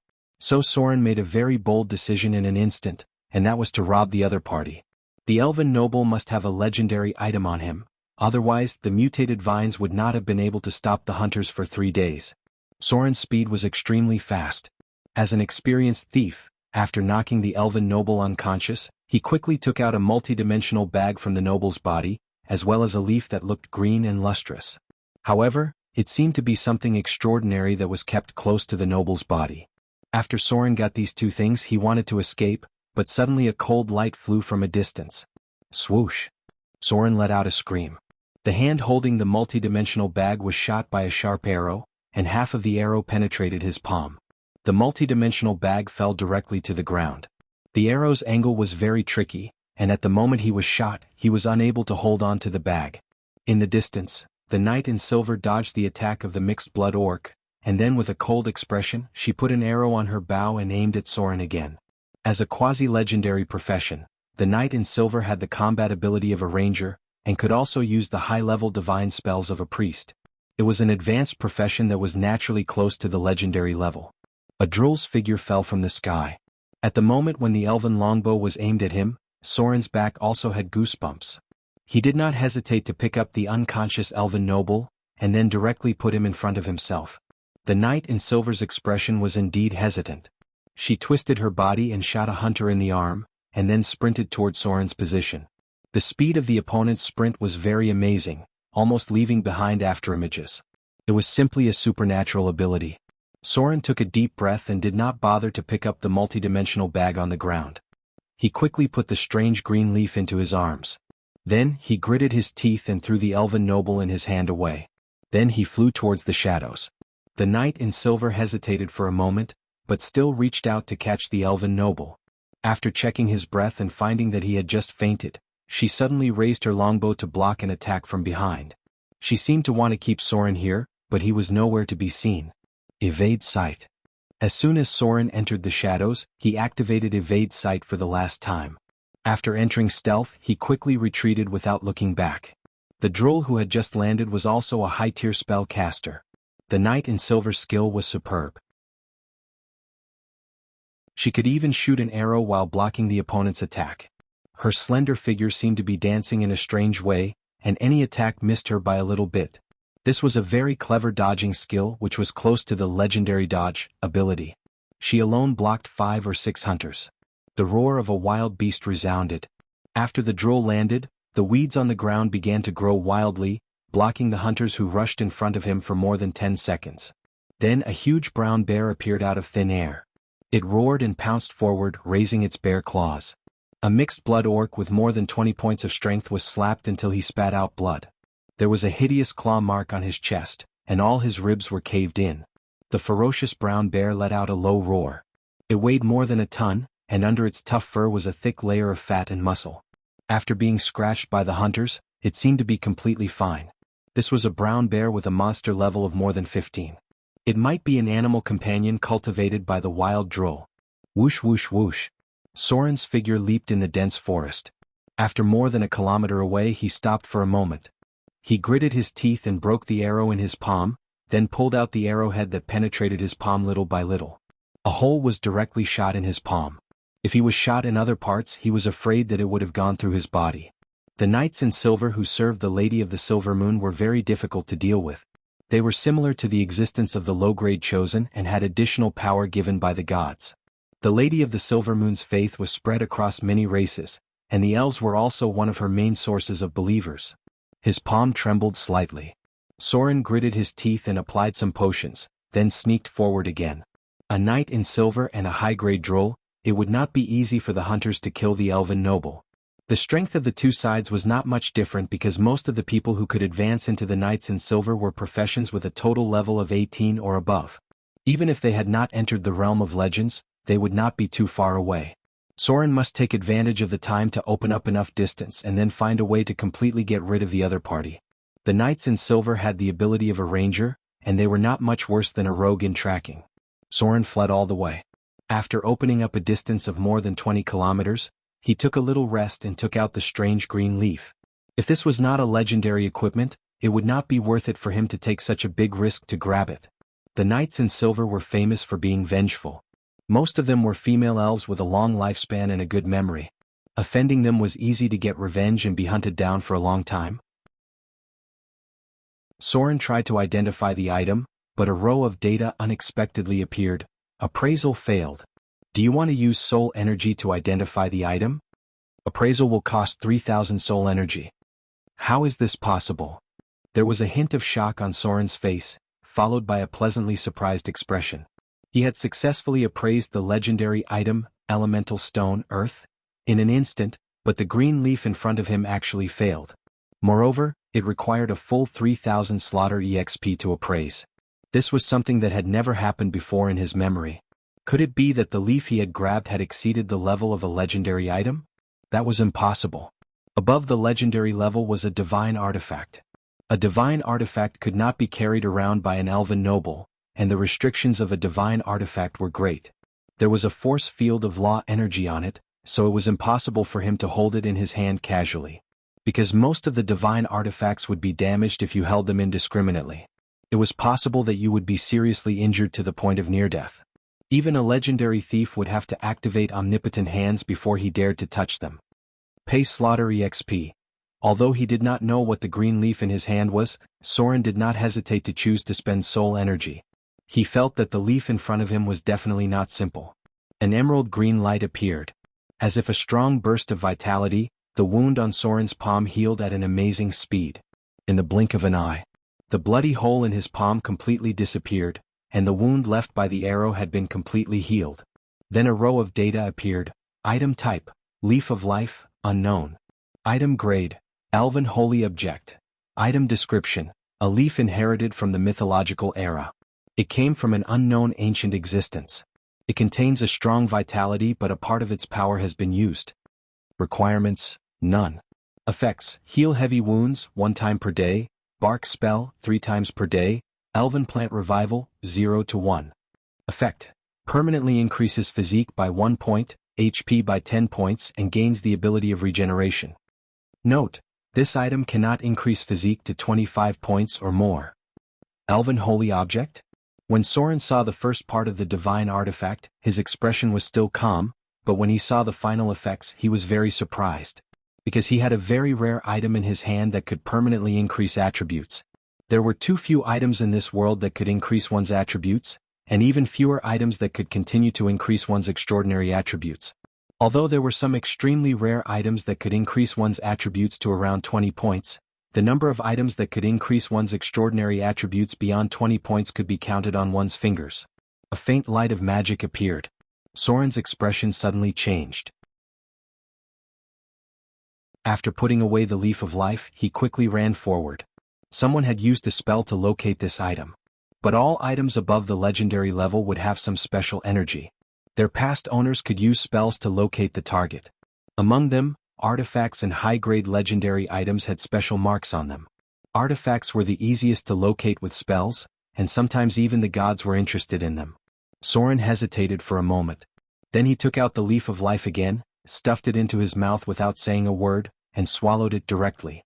I don't believe you can use spells to locate me after eating it. At the foot of the mountain, Droll looked at the elven nobleman in front of him with a gloomy face. The hunters had retreated. They were not sure if they could kill a powerful knight in silver and a high-grade Droll. Slap. The light of the magic in Droll's hand dissipated. With a cold expression, he slapped the elven nobleman in the face and said in a deep voice, "The leaf of life has been used. You dare to sneak it out? Come back with me to see His Excellency Droll." The tall figure of the knight in silver walked to a pool of blood. She picked up the blood-stained soil and smelled it. Then she turned around and said, "Do you want me to track that guy?" Droll bowed slightly to show his respect and said slowly, "If you can, please bring him back. The energy of the leaf of life is still in his body."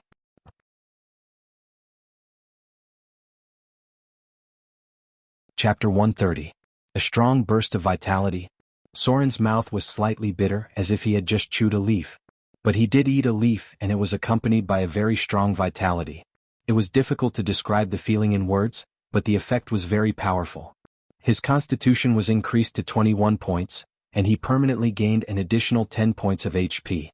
Now his HP was 146 points, and his vitality was not much different from a level 12 purebred warrior.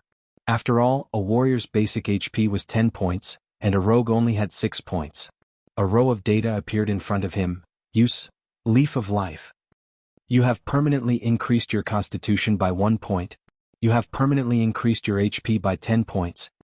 Regeneration, Beginner, has been upgraded to Intermediate. Even the regeneration ability has been upgraded? Soren looked at his ability data in surprise. He found that the regeneration ability, which originally required 25 constitution to upgrade, had been upgraded once. Regeneration, Intermediate, Gifted ability. Your strong constitution has exceeded the scope of mortals. Many injuries are no longer fatal to you. Your strong vitality has allowed you to regenerate like a troll. You can gradually recover from any serious injury and below over time. Some of the limb injuries can also be self-recovered. Although you can't regrow an arm or a head like a troll, as your constitution gradually increases, you will be able to do this one day. Regeneration speed per hour plus 2, powerful regeneration ability. Soren looked at his ability data, and his expression was a little excited. He murmured, "According to the current regeneration effect, I can regenerate 48 HP in 24 hours, which is close to 1/3 of my HP. That is to say, I can recover from a serious injury to a light injury in a day. If it wasn't for the near-death state of a limb injury, I could also recover in 3 days." Regeneration was the most powerful survival ability. Soren had dealt with an enemy with advanced regeneration in the past. This guy just needed to find a place to hide for a day, and when he reappeared the next day he was fully recovered. If he couldn't kill him in one breath, there was no way to deal with him. Even a heavily wounded healer could only recover around 50 HP.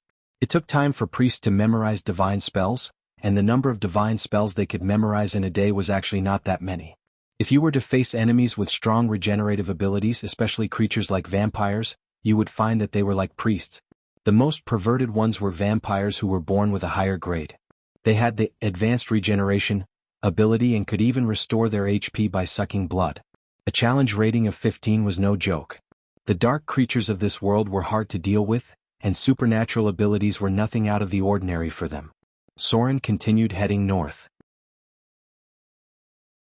Although he had eaten the leaf of life, he couldn't rule out the possibility that the other party would continue to track him down.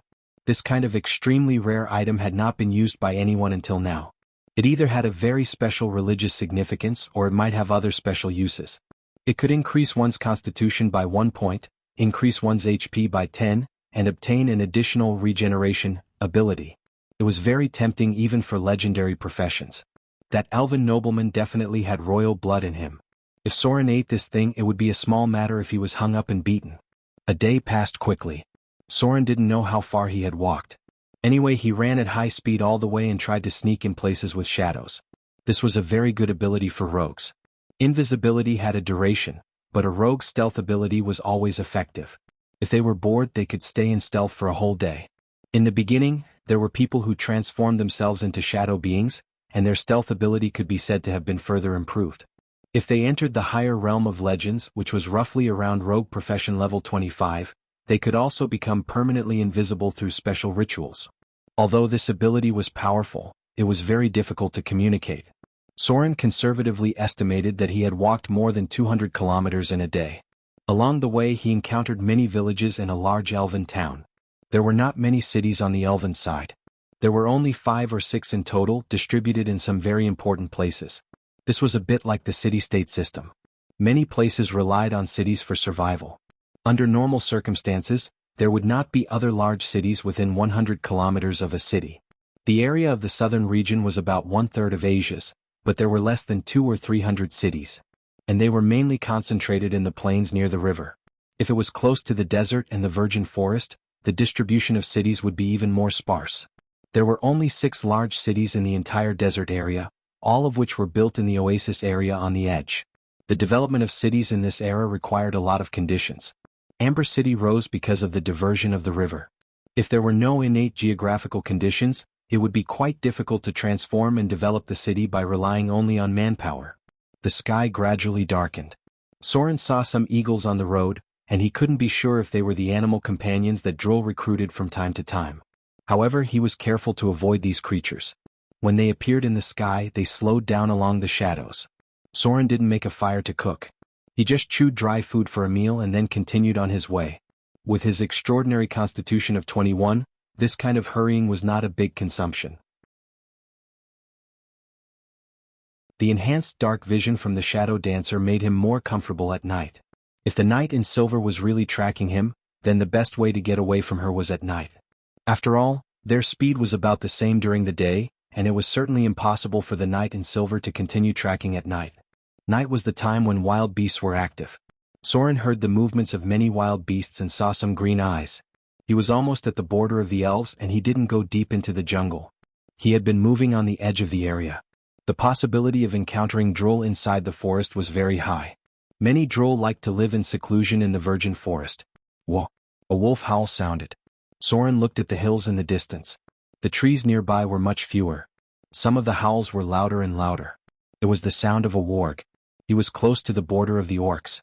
Although the orcs were good at domesticating wargs and had trained elite wolf riders, there were only 1,000 or 2,000 of them in the entire tribe. This wolf rider needed hundreds of thousands of people to feed, and much of the meat came from corpses and executed criminals in the war. The orcs had reduced the number of domesticated wargs several times during this period because of the huge consumption of meat. It was estimated that this winter would continue to decrease. It was a little better to domesticate wargs. The drow's petrified lizards were the real money burners. He often saw people throwing corpses to feed them in the Underdark. After passing through this barren hilly area, he gradually approached the northern area. The barbarian fortress was on a mountain over there. It had the oldest and purest barbarian training heritage. Every year, advanced barbarians would visit. Soren had tried the training method there. Carrying boulders along the mountain path in the cold wind was definitely a torturous way of training. 3 days. Soren crossed a distance of more than 800 kilometers and approached the range of the Frost Kingdom little by little. The temperature was getting lower and lower. The ground had begun to freeze. There was a heavy frost in the morning, and the top half of the mountain in the distance was covered with ice and snow. The wild beasts here were much thicker in order to adapt to the cold climate. Soren looked travel-worn. Some beard grew on his chin and he looked much more tired than before. But when he saw a peak like the Himalayas in the distance, a smile appeared on his face. He was finally about to reach the icebound valley. Chapter 131. The biting cold wind was like a knife. Soren had to put on a cloak to cover his whole body. This year the north was colder than before. He didn't know if it would only last this winter. Anyway, in his memory the Frost Kingdom was not as cold as it was now. The heavy snow had basically stopped, but the speed of ice and snow melting was very slow. There were almost no traces of melting. Ice had begun to form on all sides, and some rivers were covered with ice that people could pass through. It was now the end of September and there were still 5 or 6 days until October. The beasts in the ice field had begun to come out to look for food. Because of the cold climate, the wolves had also begun to migrate. Soren encountered many monsters along the way, but he avoided them by using stealth. Looking from afar, the mountain was right in front of him, but when he walked he found that it was still not there. Soren walked for half a day before he gradually approached the range of the icebound valley because there were many ice crystals on the trees around. The icebound valley was one of the coldest places. The climate here was somewhat special, and it hadn't changed for hundreds of years. Traces of carriages appeared in the wind and snow. Soren stopped to observe and found that there should be a caravan in front of him. Who would go to the Frost Kingdom in winter? Soren pushed away the snow and looked at the traces of the wheels. The big carriage should have been specially modified to widen the bearing area, but it wasn't modified into a sleigh. It didn't look like people from the south.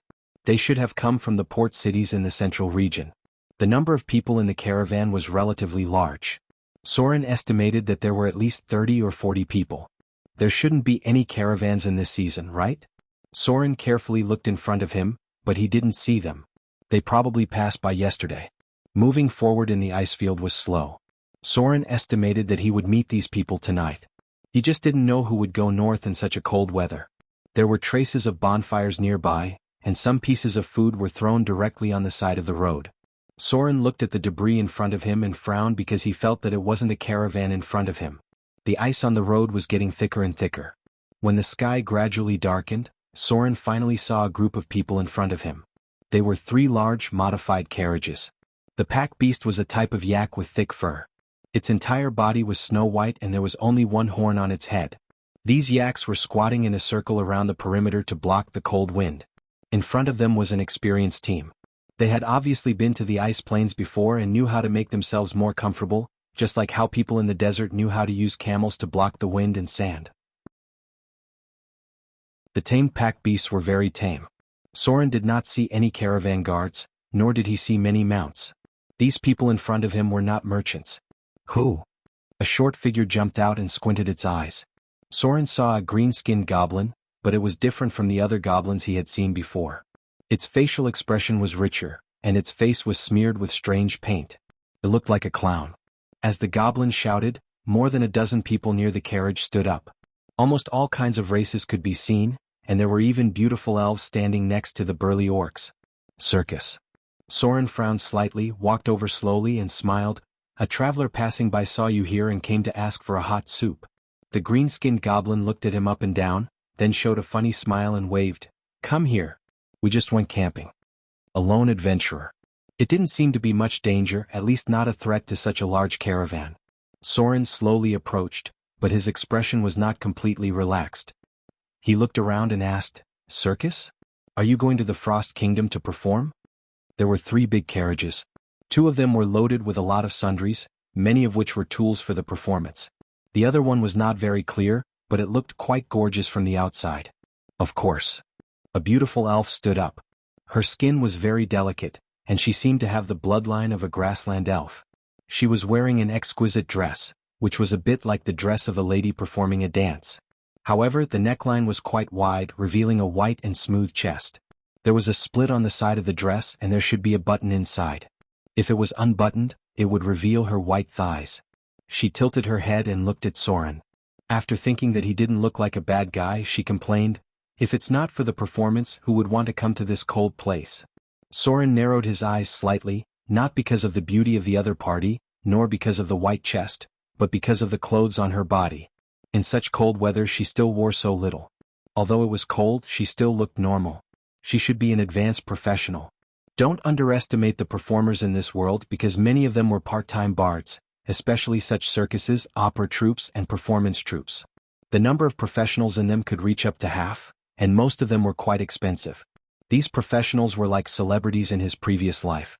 They would be welcomed everywhere they went, and a formal performance might earn them more than adventurers risking their lives for them. Just like the Green Goblin just now, it should be a special profession that was advanced from a bard to a clown dancer. That was why it could find Soren so quickly. The distance between them was a little closer. Soren saw an emblem with a slim shadow on it. There were barriers on all sides and colorful gauze. He looked at these people in surprise and wondered, the Phantom Circus? The elf girl looked at him with a smile and said, You've heard of us. I've heard of you. Soren nodded and said slowly, You're very famous in Port Arthur. It is said that there are some very special and wonderful performances. The elf girl giggled and looked at him playfully. Not everyone is qualified to watch those performances. Soren shrugged slightly. He didn't have much expectation for those performances. Come here. The green goblin gestured for him to sit next to the bonfire. It looked completely different from the goblins in the wilderness. It should be the goblins near the sand port. The goblins there used to be servants of the great Arcanus. After the destruction of the Arcane Empire, they still kept part of their heritage. Their skin color was lighter than other goblins, and they didn't have a sense of identity with the goblins in the wilderness. The way they looked at the goblins in the wilderness was like how Africans looked at cannibals. When it was time to kill, they would never show mercy. My name is Copper Coin. I'm a clown. The goblin showed a funny smile and waved the food in its hand. Do you want to try? Barbecue ice frog. Only here can you eat good food. It tastes much better than other bullfrogs. Ice frog? Soren looked at the food in its hand and frowned. This seems to be poisonous, right? It will cause diarrhea after eating it. It's okay. Copper Coin shrugged and said, goblins dare to eat anything. Copper Coin likes to eat frogs. He's not afraid of being poisoned. Next to the bonfire, a group of people were sitting around. There were orcs, dwarves, elves, humans, and so on. There were more than 20 of them, and almost half of them were women. Soren glanced at them and found that most of them were advanced professionals. Among them there was a high proportion of bards. The Phantom Circus was an organization that was active near the port. Of course, the members in front of him weren't the only ones. They should only be a part of it. Except for the two people who were talking, the others were very indifferent to Soren. They were just busy with their own things. There was a human girl wearing a doll mask with dozens of throwing knives on her waist.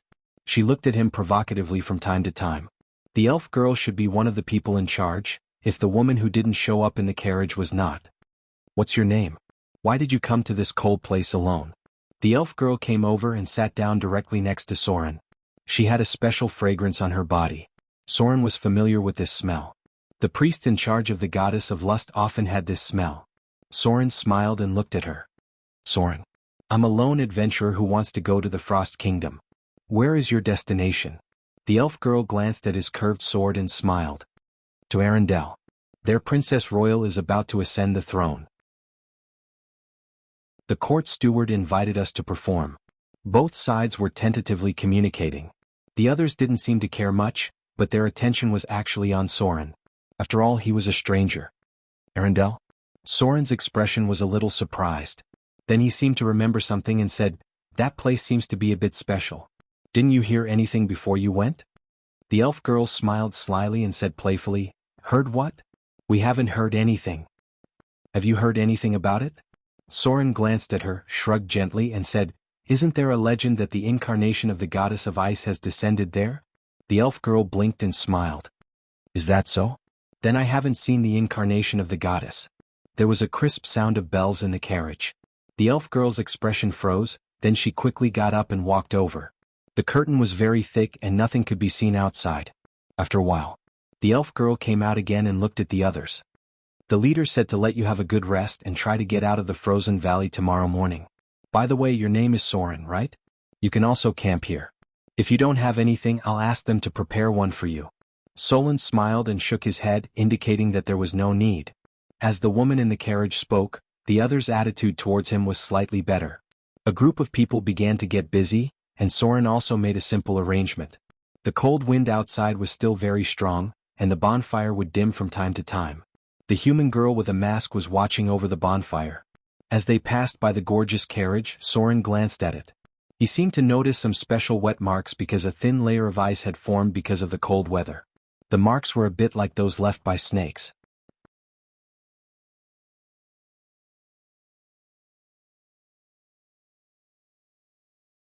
To be honest, when Soren saw this group of people, he really missed the observation ability that he had learned in the past.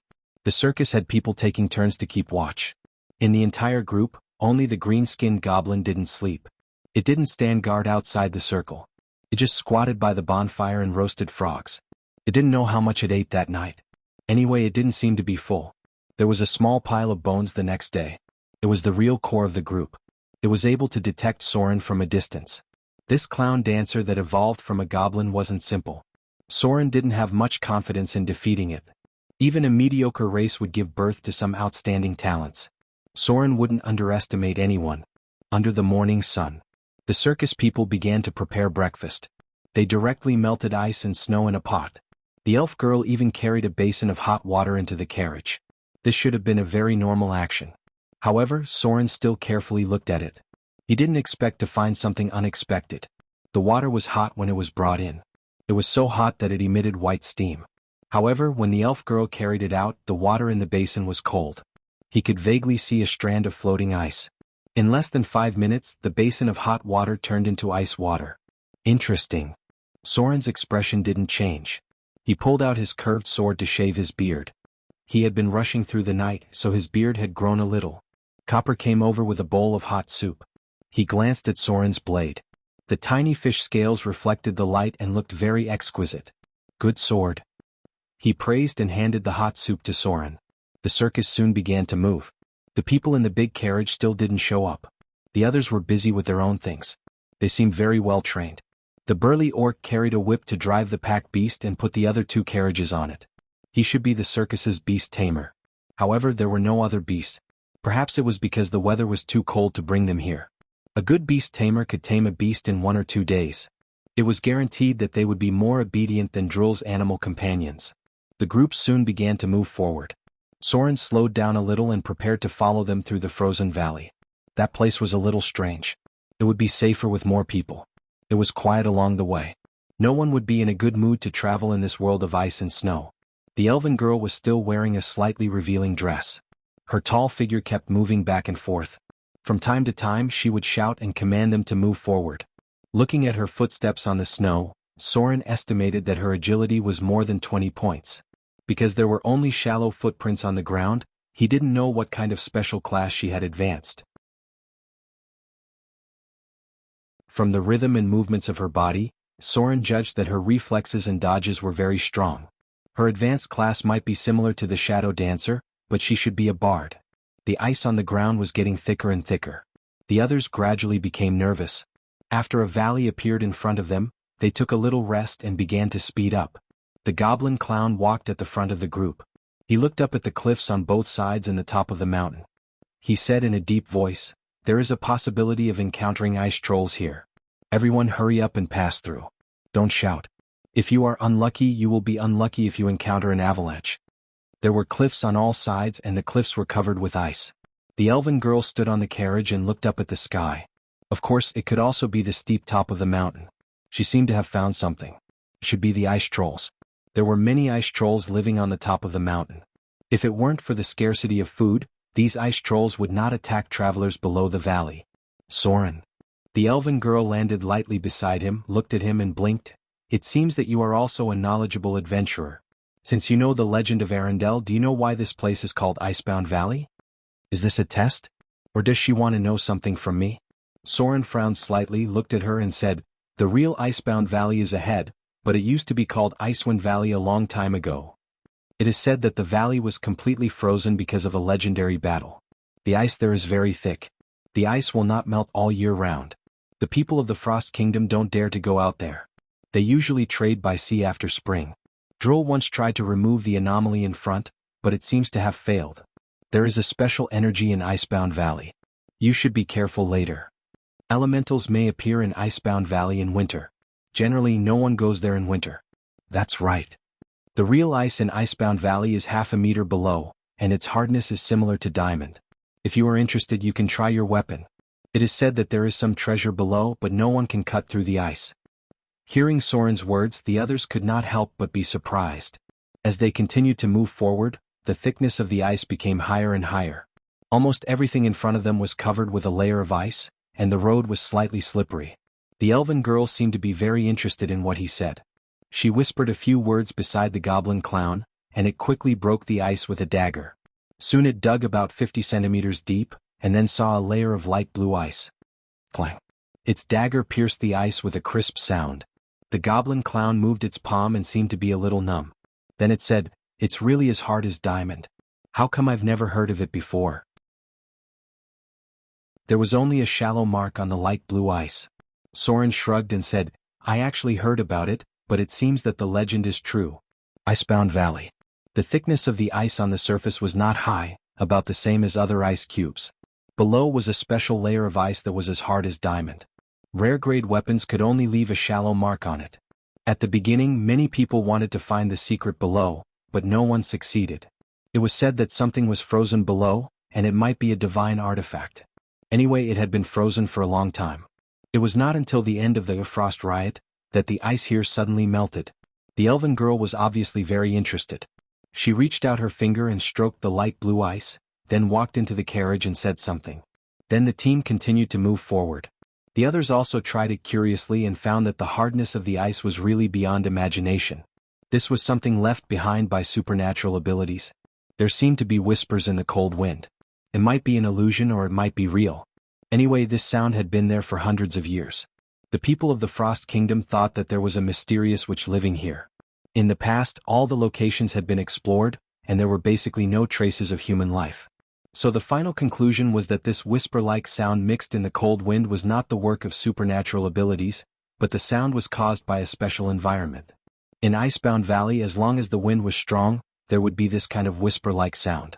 Fortunately, the journey here was not long. If they sped up, they could walk there in half a morning. They did not encounter any monsters along the way. Soren noticed that only one of the 3 carriages had a thin layer of ice, which was the carriage where the leader of the Phantom Circus stayed. From here they parted ways. Soren headed towards the glacial mountains near the north, while they followed the road to the sea. Arendelle was a kingdom of ice and snow near the sea. The Princess Royal, who was about to ascend the throne, seemed to be a legendary destiny sorcerer. If he didn't remember wrongly. After the mysterious disappearance of the Frost Goddess, her magic was out of control for a while, and the nearby sea was completely frozen. In the end, the Frost Riot broke out, and the Princess Royal fought against the lesser divine power, Winter Maiden. It seemed that the lesser divine of the evil alignment, the Maiden of Pain, also joined in the fun this time.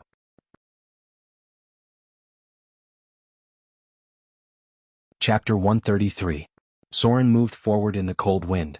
Although he was sure that the Phantom Circus he encountered had some secrets, he had little interest in getting involved. Most of the time, trouble came to him, so he had to learn to restrain his excessive curiosity. The rest of the people in the Phantom Circus were easier to deal with. The only thing that Soren couldn't see through was the elven girl and the woman in the carriage who never showed up. The thin ice on the edge of the carriage left a deep impression on Soren. The person inside seemed to have uncontrollable power. Among all the spellcasting professions, wizards were the ones who had the best control over the power of magic. Then there was the priest and the droll. Although their power came from the gods and faith, they could control it with ease. The most uncontrollable power was the talent of the warlock. This was also the reason why Gloria was worried that Vivian would cause great damage. They were going to the kingdom of Arendelle, where the Princess Royal was about to ascend the throne, was also a dangerous warlock. The more powerful and talented the warlock was, the more dangerous it would be. It would take a long time for them to learn to control their power. The person inside was definitely not a wizard. Then the possibility that she was a warlock was more than 50%, and a powerful warlock who couldn't fully control her power. In contrast, Vivian was much better at controlling her power. She almost didn't have the period of energy rampage that other warlocks had to go through. The warlock's introverted personality was caused by the early energy rampage. Sometimes they even hurt people close to them because of the uncontrollable power. Snowflakes fell from the sky. The snow wasn't very heavy, but Soren's body was still covered with a layer of snow. He shook his cloak and the snow fell to the ground. It was almost afternoon and he passed through a dense forest covered with snow. The road ahead gradually became more spacious, which meant that he was close to the area of human activity. There weren't many goblins and kobolds in the Frost Kingdom. The climate was too cold, but there were bugbears, a creature more dangerous than gnolls. Those creatures were called goblins, but their size and appearance were very different. Maybe they really had a partial bloodline. It was very easy for subspecies to mutate. Soren walked for about 10 kilometers before he vaguely heard the sound of music. It seemed to be a sorrowful tune. He frowned and listened to it for a while before heading in the direction of the music. Camping in the wild in the Frost Kingdom was very uncomfortable because the climate was too cold. Sometimes one's body would freeze after sleeping. The temperature here was below 0 degrees all year round. Soren decided to find a human town to rest and recover, and at the same time, replenish the number of spells he had mastered. A group of people appeared in front of him. Most of them wore fur coats, which were the most important property of the Frost Kingdom's human families. Their hair was more exuberant, and their faces were a bit like Nordic people. They were not as diverse as the southern region. In this world, people with black eyes and black hair were very common. There were also elves. Some of the incarnations of the gods looked like this, but the people in the northern part of the continental shelf tended to have European characteristics. If it was near the desert, the characteristics of the people were more obvious. Experienced people could rely on this to judge where the other party came from. Soren had obvious southern characteristics. His hair was black and flaxen, and his pupils were close to black-brown. Part of it was the human bloodline, and the other part was the characteristics of the elven bloodline. So when the group saw Soren, they recognized that he was not a native of the Frost Kingdom, but an adventurer from outside. An old northerner came out. He looked at Soren and said slowly, "Outsider, where are you going? Recently, outsiders are not very welcome here." Soren leaned over slightly and glanced at the bodies in the crowd. They were holding a funeral and replied, "I'm a traveling adventurer. I want to stay in a nearby town for a while." He glanced at the center. There were 3 bodies on the ground, all of which were adult men. He could not help but frown slightly and said slowly, "May their souls rest in peace. I would like to ask what exactly happened. Why do you not welcome outsiders?" Something must have happened. 3 adult men would not die suddenly. Looking at the scale of their funeral, the dead people had some status. The old man hesitated for a moment, then looked at the others and said slowly, "Recently, a group of evil fallen people have entered the Frost Kingdom. There is a terrible witch among them. She used magic to confuse many people. Many people have been killed. Our town is also threatened. The sheriff has closed the town and now outsiders are not allowed to come close. Maybe you can try somewhere else." Soren frowned and took a step forward. A strong man stepped forward and put his hand on his weapon. The old man waved his hand to stop them. His rich experience told him that solo adventurers were not easy to deal with, so there was no need to provoke them directly. That was why he politely refused. Otherwise, he could have just asked someone to expel him. There had been a series of deaths in the town, and outsiders had been rejected. Soren seemed to see something. He turned his head and said, "Can I see these bodies? Perhaps I can be of help." The old man hesitated for a moment, then nodded gently. Some of the others obviously wanted to say something. They did not seem to agree with such a desecration of the dead. The funeral had already begun, but they were stopped by the old man. "Excuse me." Soren pushed through the crowd in front of him and saw a woman with red eyes. She was holding 2 children and standing next to her. She had lost the pillar of her family, so her future would be very difficult. If she did not have a rich family property, then she could only remarry. Otherwise, it would be difficult for a woman to raise 2 children. Soren noticed that there was a scar on the neck of the corpse. He opened the eyes of the deceased and pressed his finger on the forehead of the corpse. The 3 corpses were a little similar. They were all adult and strong men. Their expressions were a little strange and twisted. It seemed that they were in great pain before they died, but there was a strange smile in the pain. There was a kindler on their lips. This was a tradition close to the north. In their legends there was a god of death who liked wealth very much. The coins on their lips were a tribute to them. The rich put a kindler, the commoners put a silver dural, and the poor put a copper dural. The tradition in the north believed that the souls of the dead were first collected by the god of death, and then it was up to them to decide whether these souls would return to the kingdom of the gods or enter the river Styx. The first recipient of the souls must be the god of death. They were born with great power. The god of death was one of the few divine systems that had a greater divine power. The ancient god of death, the king of the dead, the king of the end of all things, and the recorder of death, still existed in a corner of the river Styx. He used to be the master of the underworld, although now he had retired. This powerful ancient god of death was the only ancient god who had a greater divine power in the past and had not fallen. He had existed for a long time, and it was said that he had been waiting for the end of all things. He waited for the end of the universe, recorded the final death, and completed his final mission. Regarding the greater divine power of the master level, he was also the only standard that could be clearly measured. This was because he personally separated his power and gave the divine title of death to 3 gods. This ancient god of death, who was regarded as the standard of a greater divine power, divided his divine power to create 3 greater divine power gods of death, and also separated the divine title of the god of death that covered the multiverse. How strong was this ancient god of death? The information collected by Soren was not very clear. The only thing he could know was that there was a period of turmoil in the past, but it only affected the heavens and did not affect the abyss and hell. The scope of the turmoil was also very small. It was only concentrated in the material plane, and it did not affect the elemental gods and some of the ancient gods.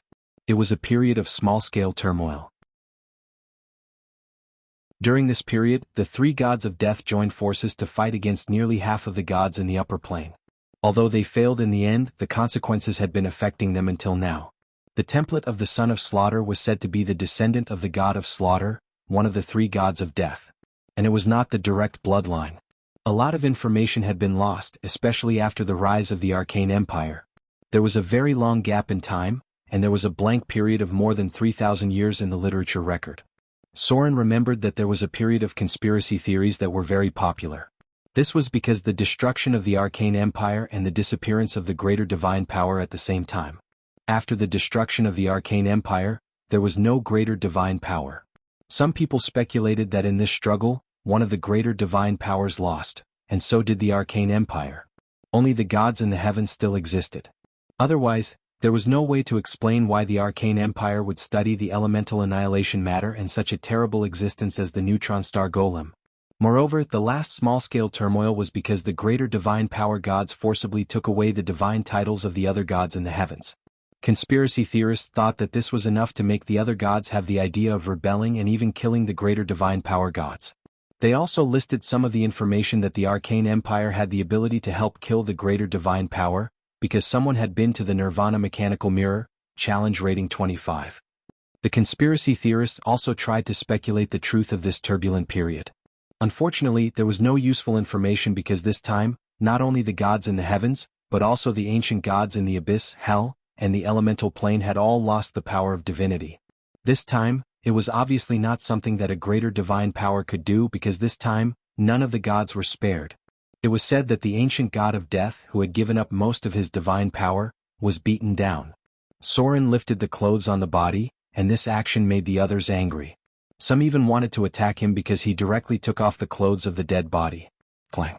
Soren pulled out his curved sword and pointed it at the people who wanted to attack, and they could not help but take a step back. He frowned and looked at the wounds on the body, which were covered with hideous and shocking wounds. Soren's face was gloomy. He used his fingers to separate the broken flesh and murmured, "Snake whip?"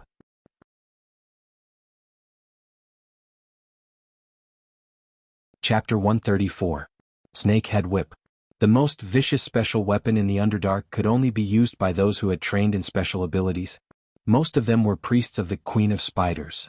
They used this weapon to torture the enemy and make the enemy feel extreme physical pain. The only other person who could use this weapon was the Maiden of Pain, who was in charge of torture, pain, torture, and so on. In the past 100 or 200 years, she had been involved in the pleasure of abuse and wanted to use it to extend the divine domain of pleasure, lust, taboo, and so on. If she succeeded, she could deprive the divine domain of sex and abuse and lust and supplement it with the divine domain of pain and torture. Eventually, it would become a springboard for seizing the divine domains of lust, pleasure, reproduction, sex, and so on. She didn't necessarily need to be the main god of the whole world. Even if it was just the sex and abuse god that the Drows believed in, she could use it to touch the divine domain of lust. It was impossible for the gods to expand their divine domain for no reason. The power of these divine domains extended mutually. For example, the core divine domain of the Queen of Spiders was the god of the Drows. All the domains related to the Drows were included in this divine domain.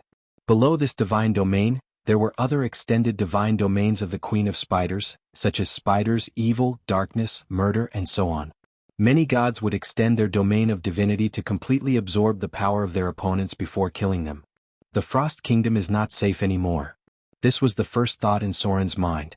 His original plan was to bring Vivian here to avoid the coming time of troubles.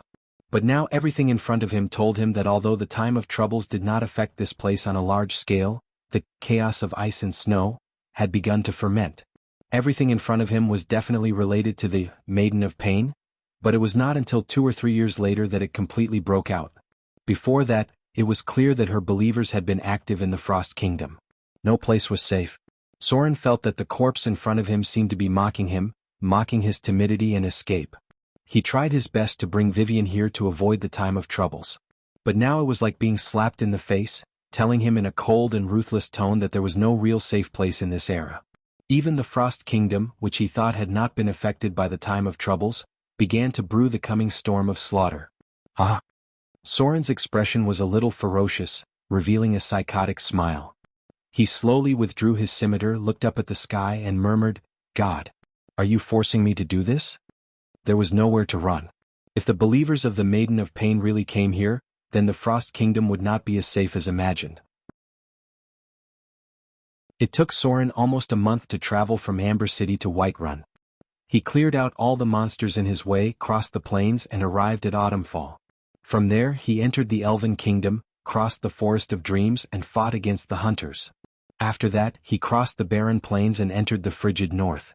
How much blood had he lost along the way? How many times had he fought? However, everything in front of him was like a loud slap to his face, telling him that his actions over the past month were laughable. He ran away like a clown, but in the end he couldn't escape anything. Soren's back was covered with scars, left by the gnolls and the ogres. He only wanted to take Vivian away from danger and find a relatively safe place to avoid the time of troubles. However, the scene in front of him seemed to have whipped his heart with a snakehead whip. While the pain penetrated his bone marrow, it also suddenly woke him up. He couldn't escape no matter where he went. Even the most peaceful Frost Kingdom had begun to brew a storm. There was no real safe place in the world. There was only battle. There was only battle left. Soren's palm clenched the scimitar, and his fingers turned white because of excessive force. He glanced coldly at the others around him. His cold gaze was like a blade, making the others retreat far away at once. It was a kind of killing intent that made them feel cold all over when they were stared at by Soren. Since they couldn't escape, then let's fight. For Vivian and for himself he had to fight his way out of this world. He had already fled for thousands of kilometers, almost across half of the continent, but the bloody reality woke him up. There were some things that he had to face no matter how hard he tried. As long as he was still alive in this world, he couldn't escape. Stop. A steady female voice suddenly sounded, and then a middle-aged woman with an amiable face walked over accompanied by two young girls. She frowned and glanced at Soren, then glanced at the others and slowly said, "What are you doing? All of you put away your weapons." This middle-aged woman seemed to have a very high status. After seeing her, the others couldn't help but bow slightly. Those who pulled out their weapons because of Soren's actions also hesitated for a moment and put them away. This was the town's priest, and a priest of the goddess of agriculture. Any gods that were closely related to their lives would be respected by the people. The priest of the goddess of agriculture had a very high status in society. This was because anything related to food would be taken more seriously. Soren's emotional fluctuations only lasted for a moment, then he bowed slightly to apologize and said slowly, "I'm sorry. I was a little emotional." The middle-aged woman looked at him deeply. Her face was quite graceful and amiable, full of a maternal aura. This was the power of the god she served. The goddess of agriculture was the daughter of Mother Gaia. After Mother Gaia retired, the goddess of agriculture took over the divine position of Mother Gaia. She was also the only god who didn't have a divine position of battle but had the peak of great divine power. The goddess of agriculture's divine power level was similar to that of the elven main god. Under her were the river goddess, the mountain goddess, the lake goddess and other gods. It was a special divine system independent of nature, and it was the connection point between the natural divine system and the human divine system. This was because the goddess of agriculture's father was the god of light. The god of light was the previous light of dawn, the god that the young priest in Amber City worshipped. He was the partner of Mother Gaia and had a very close relationship with her. Although Mother Gaia had many interactions with gods in her long life, the light of dawn was her most important partner. Everything grew because of the sun, and Mother Gaia gave birth to the goddess of agriculture. She gave the divine position of agriculture to her daughter and helped her become a new god. The god of light was her most reliable ally, and the power of light protected the field of agriculture. In just a few thousand years, the goddess of agriculture did not kill any gods, nor did she start any wars. She relied on the expansion of faith all the way from a weak divine power to a great divine power, and became one of the most powerful gods in the whole world. The believers of the goddess of agriculture were all over the farming races, and her temples could be seen almost everywhere. Even some evil species would hold a sacrificial ceremony at a fixed time every year. The divine position of agriculture produced too many fields, and the power it possessed was very strong. It was almost the foundation of the whole world's development. Therefore, the priests of the goddess of agriculture were respected in human society, especially among the lower-class civilians. This was because agriculture was what they relied on to survive, and whether they lived well depended on the harvest in the fields. "Relax, child." The middle-aged woman reached out and touched Soren's forehead. Although he was a little resistant, he did not avoid it. A gentle force flowed into his body and gradually calmed his emotions. This was the mother power of the earth, and the goddess of agriculture inherited part of the mother power of the earth. This force calmed Soren down a little, and his hand that was holding the curved sword gently loosened. The goddess of agriculture advocated better development of agriculture, and more food harvest to reduce conflicts and wars between races. This was a neutral and kind god, and he was also the god who had the least desire to fight. Evil species rarely sacrificed to good gods, but the goddess of agriculture was an exception. She still had some believers in the evil camp. It seemed that she also tolerated these believers. She was different from the god of light, who could not tolerate sand in his eyes.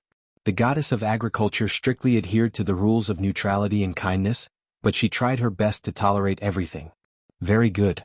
The middle-aged woman smiled and said slowly, "Can you tell me what you know? This group of evil guys has caused a lot of panic recently, and we all hope to find them." Soren let out a long breath, then bowed slightly and said, "It seems that they are the believers and followers of the Maiden of Pain. The weapon that killed them was a snake-headed whip. This weapon is very rare on the ground. In the Underdark, only the priests of the Queen of Spiders and the followers of the Maiden of Pain can use it." "The Maiden of Pain?" The middle-aged woman frowned. Although the god in charge of torture, pain, and whipping was not powerful, she was not easy to deal with at all. For a long time. Some gods could not avoid falling, but this god, who was only a low-level god, lived longer than many mid-level evil gods. This was not just because of power. The clergy of pain and torture belonged to the field of battle. Although there were not many believers of the Maiden of Pain, their combat power was not low, and many of them were cruel and experienced in killing. The middle-aged woman glanced at Soren and smiled. "Child, you look tired.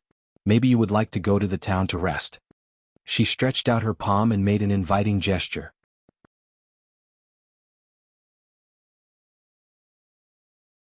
Chapter 135. After listening to Soren's words, a middle-aged man next to him frowned and looked at the body. There were very few drows in the Frost Kingdom, and there was no passage connecting to the Underdark. If he hadn't been in the Underdark for a long time, he wouldn't have recognized the snakehead whip because the priest of the Queen of Spiders rarely fought. In Soren's memory, in addition to the believers of the Maiden of Pain, only the succubi in the abyss could give people a strange sense of pleasure when they were in pain. The Maiden of Pain was one of the gods who was best at using whip weapons, only slightly worse than the Queen of Succubus. The Queen of Spiders used the snakehead whip to torture the enemy. The others were still holding funerals. The middle-aged woman invited Soren to the location of the Temple of Agriculture. There was a small town in front of them, but it was closed on all sides and there were many guards nearby. A burly man who looked like a sheriff came over, glanced at Soren in front of him, and then bowed slightly to the priest of the goddess of agriculture and said, "Priest Tina." "Who is he?" The middle-aged woman glanced at him and said slowly, "A traveling adventurer. Maybe he can help us. The evil degenerates have become more and more rampant recently. Now the number of people killed has reached more than a dozen. The residents of the town are a little panicked. We must stop this madness." The sheriff obviously wanted to say something, but he swallowed it back. Since this happened more than half a month ago, the security team had not had the slightest clue, and the number of people killed increased again and again. At first it was only one person. They could quietly cover it up and blame it on the ferocious bandits. But later the number of people killed became 2, and recently 3 people were killed at the same time. Now, even an idiot knew that this was definitely not a simple murder case. Looking at their injuries, they didn't look like crazy murderers, but more like victims of some evil ritual. Soren's eyes swept over him, and then stopped on a young man not far behind him. The other party noticed his gaze and avoided it. Although he didn't know why, he looked a little guilty. It was a skinny young man with brown hair and brown eyes. His legs seemed to be somewhat inconvenient, as if he was disabled. Soren stopped, looked at the young man and asked, "Who is he?" Hearing Soren's question, the young man subconsciously took half a step back. His eyes were slightly flustered. The middle-aged woman seemed to have noticed something. She frowned and said, "He is a blacksmith's apprentice. One of the victims outside is a blacksmith." Soren suddenly reached out and grabbed the young man's arm. With a twist of his hand, he pinned the young man to the ground. This sudden turn of events caught everyone off guard. Before they could ask, Soren said in a deep voice, "Get someone to take off his clothes." Everyone was stunned for a moment, but then the middle-aged woman gave the order with a serious expression. "What are you doing? He was just an outsider. You actually allowed him to attack me." The young man was obviously flustered. He struggled desperately and shouted at the same time, "I didn't kill anyone. Everyone knows that my legs are inconvenient. How could I kill Master Kent?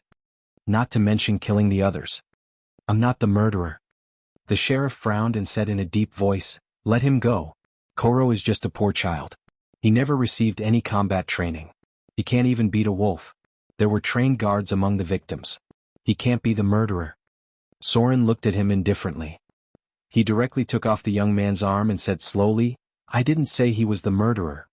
Take off his clothes." The two guards looked at each other and took off the young man's clothes.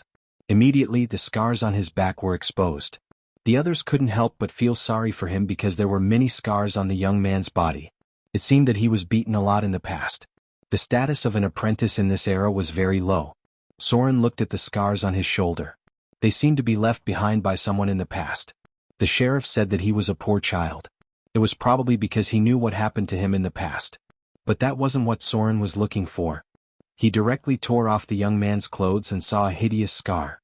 The other scars were left a long time ago, but this scar was very fresh. It should have been left in the past month. Soren directly pressed the young man down, stepped on his neck with his foot and said in a deep voice, "Has he been whipped recently?" Whipping. It was a very common punishment used to punish people who committed crimes. No. It was the middle-aged woman who answered Soren. She looked at the wound and frowned. "No one has been whipped recently. Our laws here rarely use whipping." Soren retracted his foot, looked down at the silent young man on the ground and said slowly, "Don't tell me you whipped yourself for no reason and with a barbed whip." He's a follower of the Maiden of Pain. It should be a ceremony that was held in the past month. The Maiden of Pain's followers have a whipping ceremony. They let people whip themselves with a barbed metal whip so that they can feel the power of pain and torture. I don't think I need to teach you what to do next, right? Find a way to pry open his mouth and make him tell you who the other followers are? The Maiden of Pain should have developed her religion here. Soren's expression was cold and he didn't care about the sheriff's pale face. He had found a clue as soon as he arrived, but they had been busy for half a month without any results. This was a slap in the face. "Take him away." The middle-aged woman's face was very ugly. When it came to matters of faith, the priests would also become very cruel. She said in a deep voice, "Torture him. Make him tell us who else has fallen to the evil side." The young man was lifted up by two guards. He stared at Soren and the others nearby with vicious eyes. Finally, he looked at the middle-aged woman with a ferocious expression and said, "You will all die. After the goddess of pain comes, she will torture you severely. In the end she will kill you all. You bunch of hypocrites. What a hypocritical demon. You hypocritical bitch. You watched my mother die of illness, but you didn't want to save her. You watched me being beaten by the blacksmith, but you didn't do anything. You hypocrites. I curse you all. I curse you all to hell." He had fallen to become a follower of the goddess of pain. This young man must have experienced something bad. Unfortunately, Soren had no interest in knowing. He also didn't have such strong sympathy. He just said in a deep voice, "The followers of the goddess of pain have a high tolerance for pain. I think you'd better use some clever means when you torture him." The middle-aged woman's face was pale. She gave a look to a person next to her, then nodded slightly to Soren and said, "Thank you, adventurer. If it weren't for you, we wouldn't have found someone who had fallen to this point so quickly." She led Soren to the temple, and the guard next to her dragged the young man away. The sheriff's face was gloomy for a while, then he followed them and kicked the young man hard. Since someone had fallen to the evil god's side, there must be more than one. There were actually followers of evil gods here, but as the sheriff he didn't know anything about it. This would definitely cause his prestige to plummet. The Temple of Agriculture. There was a fountain in front of the shrine, and there were pools on all four sides. There were also plants planted there and many pictures were carved on the walls. In the center was the statue of a beautiful and refined goddess. She had a gentle smile on her face, and her arms were spread out as if she was hugging something. There was a faint light inside the shrine. This was a place that was enveloped by divine power. It seemed that people often held sacrificial ceremonies here. The goddess of agriculture was a powerful goddess, and her temple was covered by more power than many other gods. The middle-aged woman asked someone to bring a glass of water, then raised her hand and made an inviting gesture. Soren glanced around and saw the statues of the goddess of the river and the goddess of the lake in the side hall. The fields needed water to irrigate, and these two weak gods were the most important gods of the goddess of agriculture. The middle-aged woman looked at him and smiled. There should be news coming soon. I'm very grateful for your help. If you need, I can arrange for your accommodation. You look like you've been traveling for a long time. Maybe you need a good rest here. Soren nodded slightly and took a sip of the water. The water had a hint of sweetness. This was the raw material of the temple's holy water. The water was purified by divine power when it passed through the temple. The foundation of a temple was the accumulation of hundreds of years. The sheriff didn't let them wait too long, but the news he brought was not good. He walked in with a gloomy face, bowed slightly and said, "Pastor Tina." No matter how we interrogated him, he wouldn't speak. He just kept cursing us. I think his mind has been controlled by the evil god. The middle-aged pastor's face instantly turned gloomy. She glanced coldly at the sheriff in front of her and said slowly, "I only care about the results. I don't want to hear your incompetent excuses." The sheriff's face suddenly turned pale. He wanted to refute but didn't dare to speak. The sheriff was not a noble. He was just an elected administrator. His status was not higher than a knight, let alone an abbot of a temple. Soren frowned and stood up. He said slowly, "Let me do it." The Maiden of Pain is also the goddess of torture. Her believers have some special abilities after the ceremony. Many cruel tortures can't destroy their minds. If there is no special means, there is no way to make them speak through normal torture. The middle-aged woman nodded and immediately said, "Thank you, sir. When we get rid of this group of fallen, the temple will definitely reward you."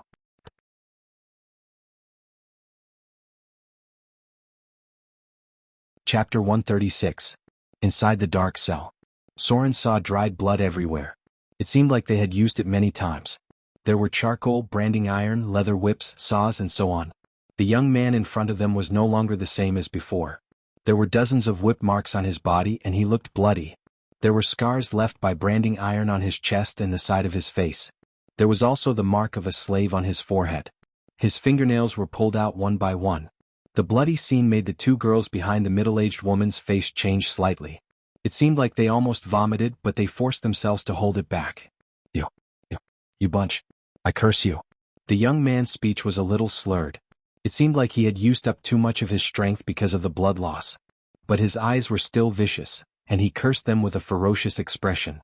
The sheriff seemed to want to restore his prestige. He picked up the whip and gave the young man a hard slap. The sheriff gasped and said, "Priest Tina, look. His mind has been completely controlled by the evil god. No matter how much we torture him, he will only say this." The middle-aged woman's face changed slightly. It seemed like she had never seen so much blood. She turned around and looked at Soren. It seemed like she wanted to ask him if there was a way. Soren's expression was very calm. He had seen too many scenes and the scene in front of him was nothing at all. He just slowly said, "Can you treat his injury? If this continues, he will soon die from excessive blood loss." The middle-aged woman hesitated for a moment. Then she raised her hand and cast a healing spell. The power of the divine spell began to take effect.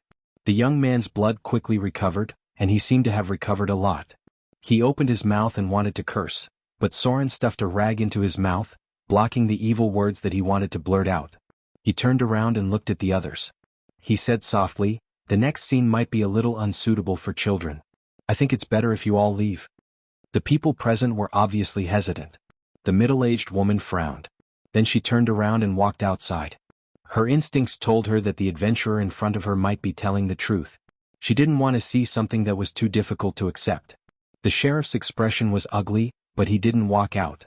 He wanted to see what Soren was going to do. The young man in front of them had withstood almost all the torture without saying a word. He just kept cursing them for more than an hour. He did not believe that the adventurer in front of him could have any great means. "Step back a little." Soren looked at the others and gestured for them to stand far away. Then he said, "Don't talk and don't interrupt me. I need to be very focused on what I'm about to do. I don't want anyone to interrupt me." "Understood." His tone was very annoying, but his cold gaze made everyone shiver. It was as if they couldn't help but shiver. Soren smiled, but his expression was hard to describe. He walked up to the young man and whispered in his ear as if he was talking to himself, "Do you know? I'm very depressed today. When I saw what you did, I suddenly felt that I've been a joke for the past month. I've brought Vivian so far away from a dangerous place, but it seems like I've entered another dangerous place. You really don't give me peace. It's hard to find a safe place to hide. I'm not that afraid of fighting and I'm not that afraid of death. I just want her to grow up in a relatively safe environment. After all, she's only 8 years old. It's not too difficult to live away from some bloody killings and grow up happily, right? But it seems like the heavens are against me. Maybe there's really no place to escape. No matter what, I can't escape from this. Now think about it." Gloria's divination of Vivian said that she saw countless blood and fire. Maybe this is really fate. We've encountered so many things along the way. Even if we try our best to avoid them, we still encounter them. I don't know if it's my fate or Vivian's fate. Maybe it's both of our fates. Actually, I don't know what I want to say. Maybe I just want to say it casually. Because what I'm going to do next is something you will never want to see. But you have to see it and feel the whole process because you are my work. Soren slowly pulled out the curved sword. His palm trembled slightly, but soon it was as steady as a rock. But his fingers were white, probably because he used too much force. He looked into the eyes of the young man in front of him and whispered, "The believers of the Maiden of Pain are actually very annoying. Because you have a specialty that resists pain and torture, normal torture is basically useless to you. When I was in the Underdark, I saw many priests of the Queen of Spiders being helpless against you. However, I know of a method that is quite useful for you guys. It just so happens that I once learned this method from someone." "Do you know what it is?" Soren approached the other party's ear. This strange whisper increased the psychological pressure on the other party, making him feel uneasy. His whole body twisted, desperately trying to stay away from him. Soren smiled, but he looked like a demon. He whispered, "Skinning? My skills are actually not very good. The best skills are in the Abyss and Hell and then the Underdark. But I think my skills will be better than the executioners in the mortal world. After all, I have received professional training. Do you know the Underdark? It's the territory of the Drows.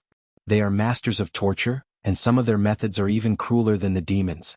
Skinning is a delicate job. Only when you can peel off a complete human skin can you be considered a beginner." "When I was a bitch, the drow who trained me was a master of torture. Do you know what he was wearing? It was a very powerful legendary equipment, stronger than many knight armor. That thing was called human skin magic armor. Only the most evil people who are destined to fall into the abyss of hell after death would wear this thing. He told me for a qualified skinner, after you peel off a complete set of human skin, your work still needs to be alive. That's the real standard. Actually, I'm not sure if I can let you live, but you should be able to live for a while. After all, I have extraordinary dexterity, and there's a grade 3 priest outside." Soren's voice was so low that only the person next to him could hear it. The people standing in the distance could not hear anything. The young man who was hung up was trembling all over, and the fear in his eyes grew stronger. He opened his mouth to say something, but his mouth was gagged. In fact, he could only make muffled sounds. Soren raised his curved sword and looked at the other party with a smile as if he was chatting with a friend. "Actually, I would never do this kind of thing in the past. Unfortunately, you made me lower my bottom line a little today because I'm really angry. Very, very angry. It's said that the followers of the goddess of torture enjoy pain. I don't know if you'll be able to enjoy the process. I know that you have good endurance and I don't think you'll tell me what I want to know. But it's okay. I'm an honest person. I think it's better to let you experience my skills first, and then decide whether to tell me or not. Right?" Soren raised his curved sword expressionlessly, and then slowly but steadily cut along the top of the person's head. He did not use much strength, but his hand was very steady. He steadily cut from the scalp all the way to the back of the neck, and then from the skin on the spine all the way to the end of the spine. He steadily cut the first line. The victim's body was trembling, and the fear in his eyes almost completely covered the pain. He struggled with all his might, but he still felt the skin on his back being cut open. It was no longer just pain, and the pain was not as terrible as he imagined. The real horror was not the pain that was inflicted on him. The other people present seemed to have realized something. The sheriff's face changed slightly, and he turned his head away, not daring to look at Soren again. "Don't move." Soren gently choked his neck and said slowly, "If you move, the work will not be complete. This is just the back, next will be the arms and thighs. It is said that a skilled skinner can peel off the scalp first and then deal with the other parts. I don't have such skills, so I can only deal with the other parts first, and let you see the other parts of your body. Blood dripped down drop by drop. Some of the guards could not stand it anymore, and they turned around and ran outside, as if they would have nightmares if they looked at it any longer. Soren carefully cut along the victim's arm and then looked up at him. The victim's mouth was making muffled sounds, and his eyes were full of fear and begging. He said lightly, "It seems like you want to say something?" The victim nodded desperately, and he used a lot of strength.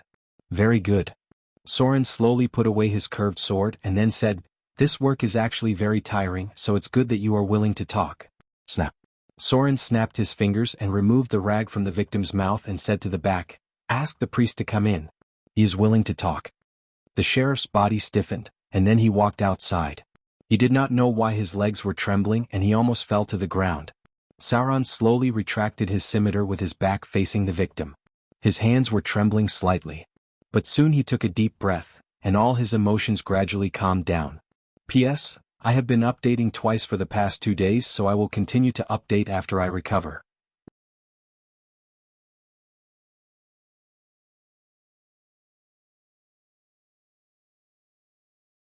Chapter 137. Amidst the snowstorm. A graceful figure wearing a snow-white mink coat slowly moved forward. Her footsteps were so light that there was almost no trace of her footsteps on the snow. When the bone-chilling wind and icy snowflakes approached her body, they seemed to have hit an invisible barrier and scattered around her. This was the wizard's protective energy field. Perhaps only high-grade wizards could use spell slots so extravagantly. This woman wore very little. Apart from the mink coat on her body, she only wore a close-fitting snow-white robe, revealing the exquisite outline of her delicate body. She wore black silk stockings on her legs. At a glance, one could tell that it wasn't silk from the surface world. The protective energy field could block the cold wind and ice, but it could not block the cold weather of the entire natural world. If she was not a professional with a strong physique, then she must have cast a spell to resist it. Damn droll. The woman's appearance was quite coquettish. If Soren was here, he would feel that she was vaguely familiar, but he might not be able to recognize her because her hair had turned lavender, and her pupils had turned blue. Her whole person was very different from before. However, some characteristics were still retained, such as the tone of voice, the fragrance on her body, and the stockings on her legs. Even high-grade wizards would not have too many enchanted stockings made of spider silk from the Underdark. This was Gloria's mother, the coquettish and vicious woman. She walked on the cold snowfield, wiped the sweat on her forehead, and then looked up at the sky. It seemed that she wanted to cast a spell to fly. This damn weather. The coquettish woman cursed angrily and then continued to move forward. The weather was too cold and the wind was too cold. Casting a spell to fly required a protective spell.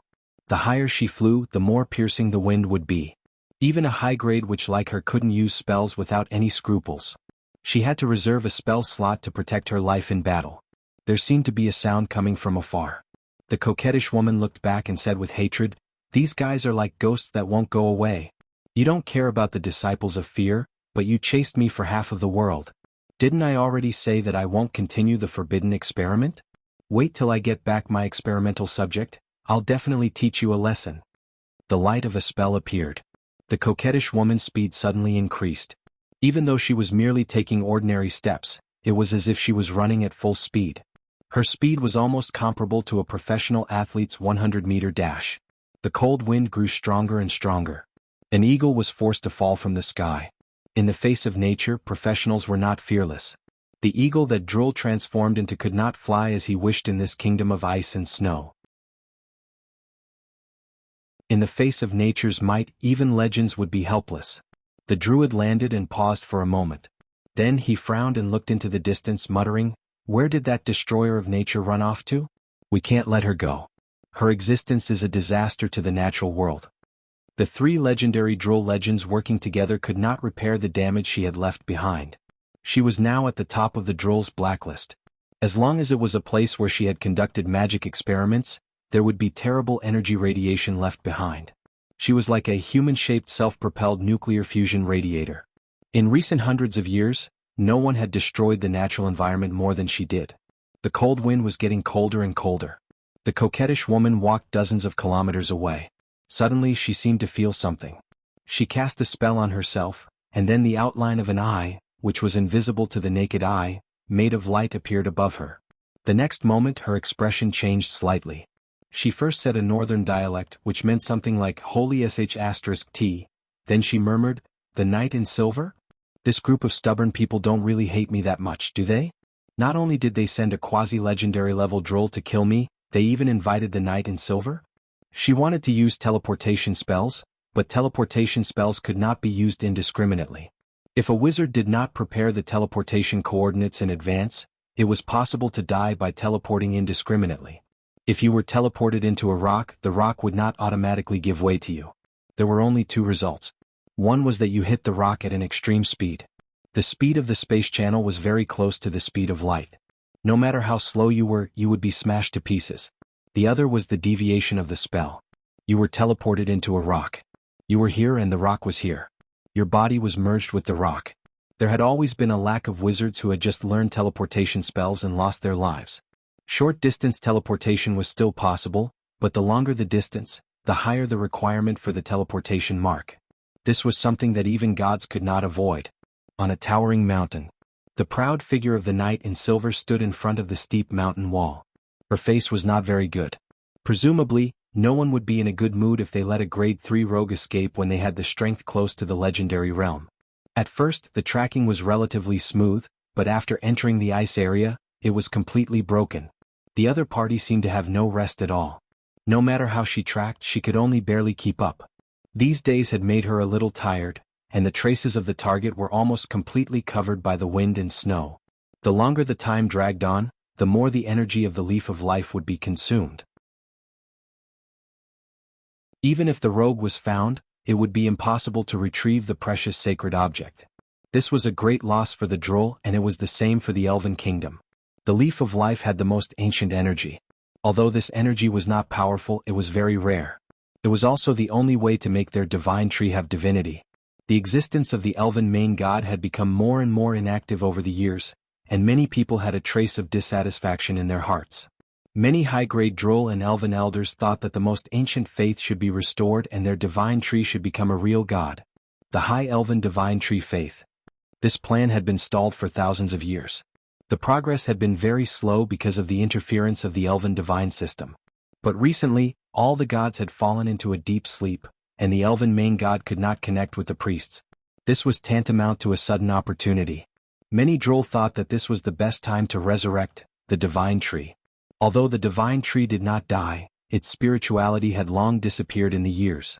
At this juncture, an accident happened to the remaining 3 leaves of life, and one of them was lost. Time was changing, customs were changing, and beliefs were changing. Suddenly, the knight in silver seemed to have discovered something. Her sharp eyes looked down at her feet like an eagle, and then there was a strange expression on her face. She seemed to have seen a very notorious witch among the elves. Northern Tower. Gloria stood at the top of the wizard tower, hundreds of meters high. The cold wind blew her long hair, and there were strands of silver in her silky long hair. It inexplicably gave her a sense of beauty that had settled down over the years. She looked down at the land under her feet, like a queen, and the area within 120 kilometers was her territory. As a high-grade member of the Witch Council, the northern witch who was most likely to advance to the legendary realm, she had touched the edge of the quasi-legendary realm before the age of 30. It was not impossible for her to reach the peak of the legendary realm in the future. In the distance, busy fishermen could be seen. It was the migration of the winter scale fish. Their habits were special. They would only lay eggs in spring. October was the harvest season. The fishermen would catch them with the size of the net and then let go of the small fish that had not yet grown up.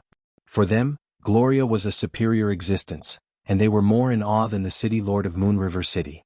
Gloria looked down at the people under her feet, opened her palm to catch a snowflake and then sighed faintly. The weather was getting colder and colder.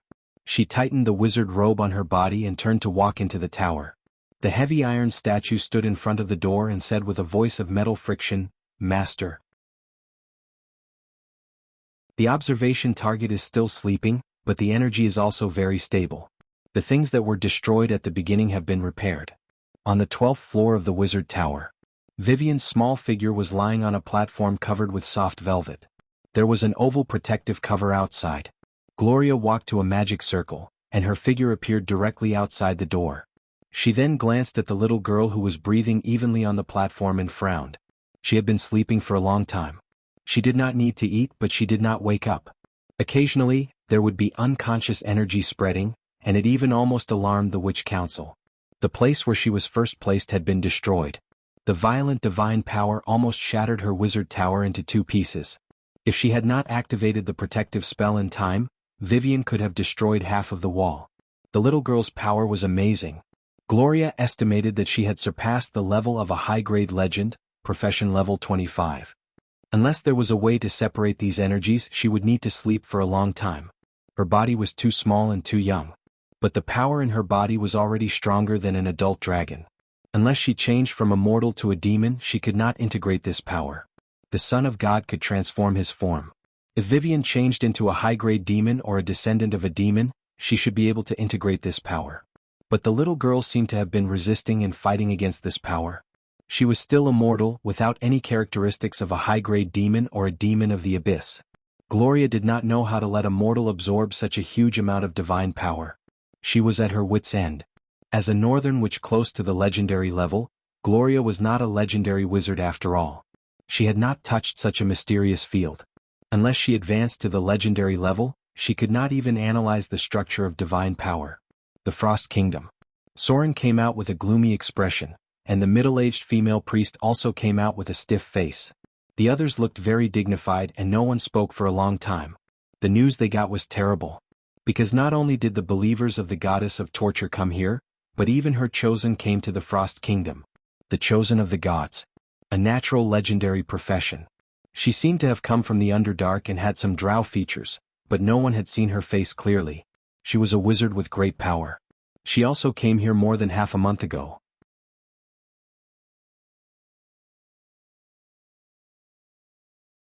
Chapter 138. Legends were as common as dogs and liches were everywhere. Soren inexplicably remembered a sentence that he often heard before. This sentence was used by many people to mock themselves, especially before they reached the realm of legends. Many people liked to use this sentence to mock themselves after they were seriously injured or died. Although he hadn't seen any liches yet, Soren had encountered a lot of quasi-legendary level characters. As a grade 3 professional, Soren felt a lot of pressure in his heart. However, he couldn't just find a dragon and say, "Just lie down and let me stab you to death." That way he could level up quickly. A month had passed. He had grown from a low-level thief to a grade 3 professional. Other than the children of gods with extraordinary bloodlines, no one could grow faster than him. However, he still felt that it wasn't enough. His strength was far from enough to fight against some existences. The information he got from the interrogation was actually very vague. Other than the name of the fallen in the town, everything else was very vague. No one had seen the appearance of the Chosen. Soren asked for some details and found out that the Chosen had always been wearing a black cloak. There were obvious traces near her ears, and the skin color of her palms wasn't that of an ordinary elf. Only then was he able to confirm her race. The time of her arrival was more than half a month ago. At that time, Soren should still be in Whiterun. According to the fallen believers, she was the incarnation of the goddess of torture. This saying couldn't be used casually. Otherwise it would be blasphemy. Those who could claim to be incarnations of gods were basically chosen who were bestowed with power by the gods. They played an important role in the gods' churches. The power of Unchosen was equivalent to a divine priest with a profession level of 20 or so. They could use the divine power bestowed upon them to cast Holy Word, or Blasphemy, which were very close to level 9 divine spells. They could make people commit suicide, control people's minds, and even gain a group of zealots in one go. As long as there was a hole in their mind, they could use their divine power to guide it. The guards of the town began to move out to capture the fallen believers. The middle-aged woman's expression was gloomy as she gave the order. Immediately, someone called the guardian knights of the Temple of Agriculture. The power of the temple was composed of 3 parts: the priests, the believers, and the temple guards. 5 level 3 temple guards appeared. They were all wearing heavy full-body armor. They bowed slightly and followed the guards. In the past, Soren couldn't even take a single hit from them. But now he was confident that he could take on all 3 of them at once. The speed of his growth was already very shocking, but unfortunately he had too little time. He used a month to walk the path that others took 10 years, but the enemies he had to face were thousands of years ahead of him. The sky gradually darkened. There were signs of unrest in the town, but Soren didn't care about it. He rested in the inn while training his will. He wanted to complete the cultivation of an ascetic. As a foreign adventurer, Soren did not need to fight on the front line against these fallen ones. The followers of the gods were not to be trifled with. If he was not careful, he might fail miserably. There were very few ways to gain slaughter EXP in a short period of time. The distribution of living creatures was quite spread out. Killing people indiscriminately would only lead to destruction, and it would also cause him to completely lose his way. The slaughter EXP given by ordinary creatures was too little. It was too difficult to solo a group in the wilderness, and killing them bit by bit was too time-consuming. According to the normal progress, Soren estimated that he would need at least 7 days to get enough EXP to level up. He needed to absorb divinity. Soren was ready to fight against the will of the Dread Lord and devour the divinity that was separated from his soul. But this required a very strong will. The night passed quickly. Soren slept very well that night. It could be said that he had completely replenished his energy. When he walked out the next day, he looked very different from before. He took off his leather armor and warm cotton clothes. He was only wearing the thinnest linen clothes. His shoulder-length hair was loose and his bare feet were not wearing shoes. He walked directly on the cold snow. Asceticism. It was the best way to train one's will. A strong will was honed and accumulated over time. A person's will would not change just because of one's decision. It was the accumulation of one's will as one persevered. Soren stepped on the snow with his bare feet. The cold wind blew through his clothes, but the thin linen was useless. Even with his 21 constitution, he could not resist the cold from all directions. The other people in the town looked at him with strange eyes. Their expressions were as if they were looking at a madman or a fool. Even if the northerners were naturally resistant to cold, it would not take long for them to get sick wearing such thin clothes outside. Soren came to the Temple of Agriculture. His appearance surprised the priest and she bowed slightly. She knew what Soren was going to do because other priests would do the same. The only thing that surprised her was that she could not understand why rogues would use such an extreme way to train their will.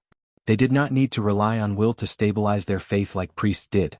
Most of the rogues were believers and they would at most talk about the gods. Soren received the reward he deserved. It was only a small amount of gold coins, about 30 gold coins. Then there was a part of the holy water, and the most important 2 bottles of greater healing potion. It was worth more than 500 kindler, and its effect was equivalent to healing moderate injuries to severe injuries. The priest was an expert in this field. Soren continued his journey. He wore thin linen clothes and stepped on the cold snow barefoot. He moved forward step by step without using any supernatural abilities or spells. He just walked forward step by step. The pervasive cold penetrated his body.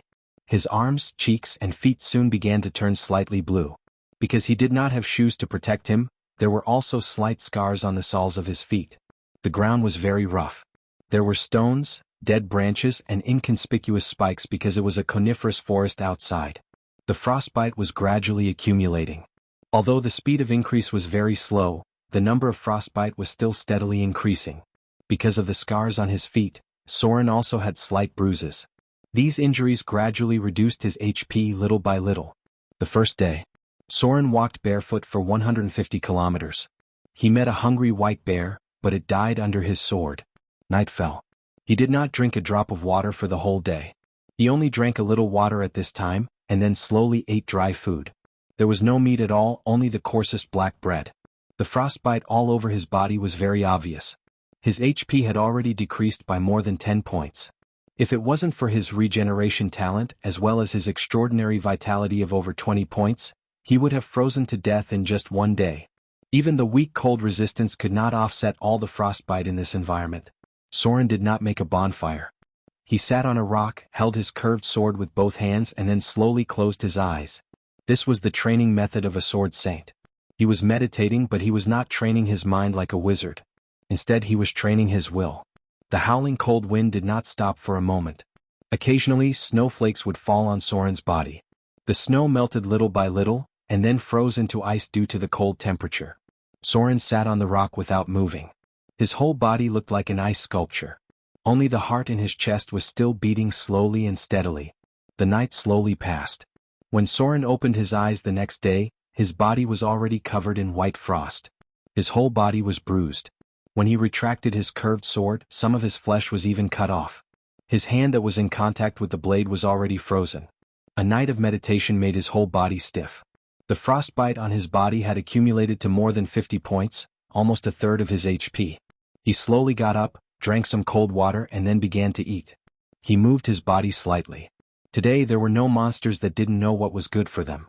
After moving around, Soren's skin was slightly red.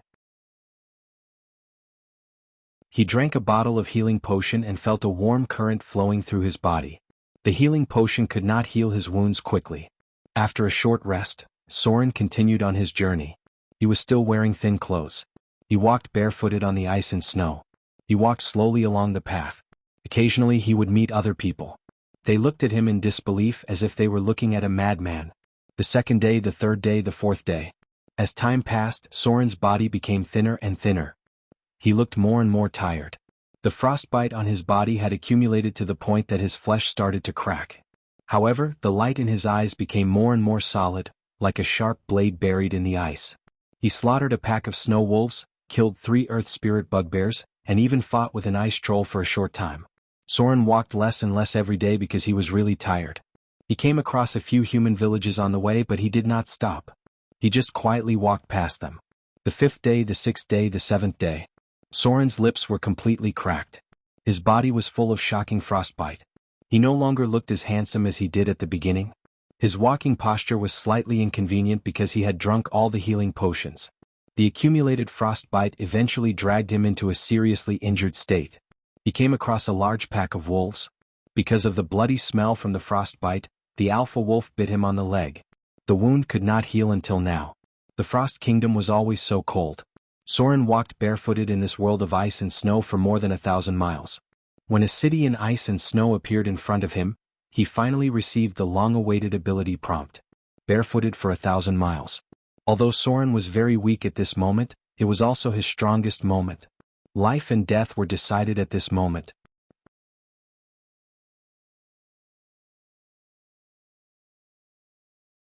Chapter 139. The Northern Tower. The ice on the river was already very thick.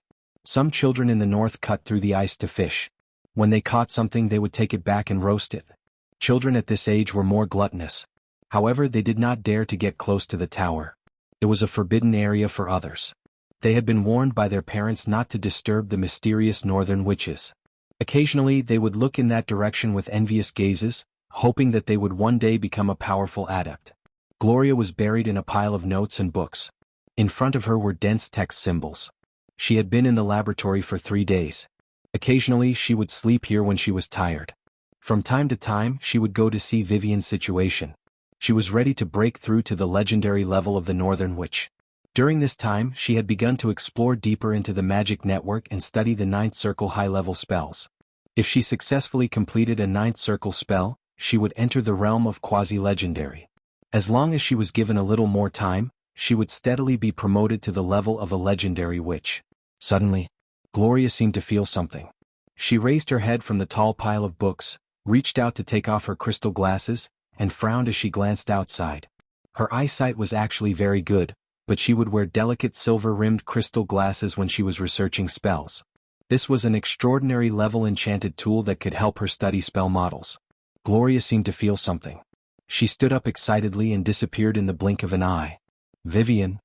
She looked at the little girl who had just opened her eyes in surprise. Because she had slept for too long, she was still a little confused. She rubbed her eyes with her little white hands and then said half awake, "Sister Gloria? Did I sleep for a long time? Why do I feel a little dizzy?" Gloria hugged the little Vivian, leaned over and kissed her forehead. Then she slowly said, "You have been in a coma for almost half a month." "Brother." The little girl seemed to remember something and said in a panic, "Where is brother? Isn't he here?" Gloria fell silent. She raised her fingers and ran them through her long hair. There were strands of silver in it. She murmured, "Soren got separated from us. But he should be fine. You don't have to worry too much." Vivian fell silent.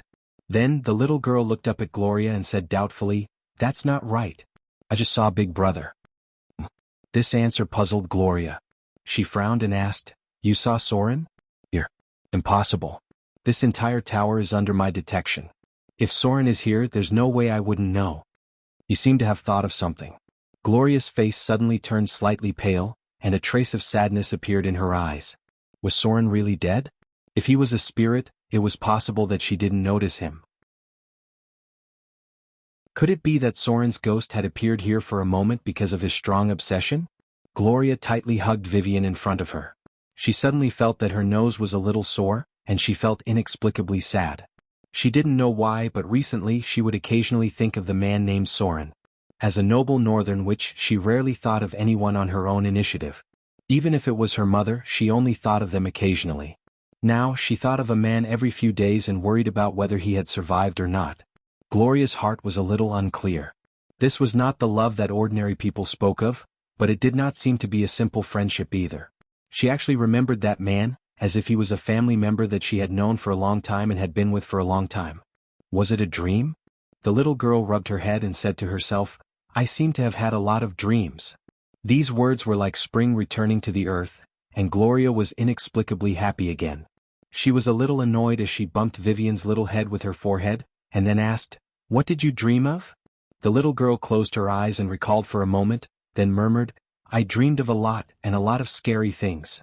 There was fire and blood everywhere. They were near me, but I wasn't afraid of them because as long as I wasn't afraid of them, they couldn't get close to me. I also dreamed of a very scary person. He seemed to be my father." No. He's not my father, he's a very powerful and terrible thing.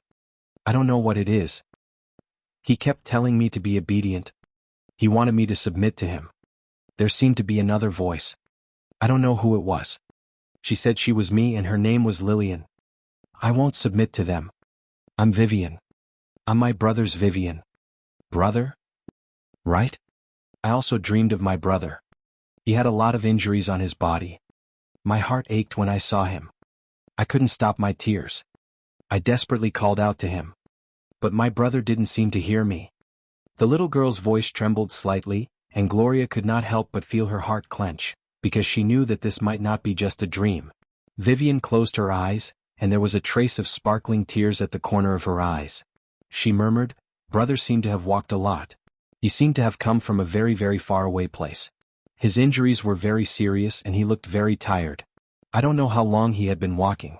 Suddenly he walked past me one day and I still desperately called out to him, but my brother didn't seem to hear me. The ground he walked on was covered with ice and snow. I saw the ground under my brother's feet freeze into ice, and it suddenly became very cold. I was so cold that I was shivering and my tears were about to freeze.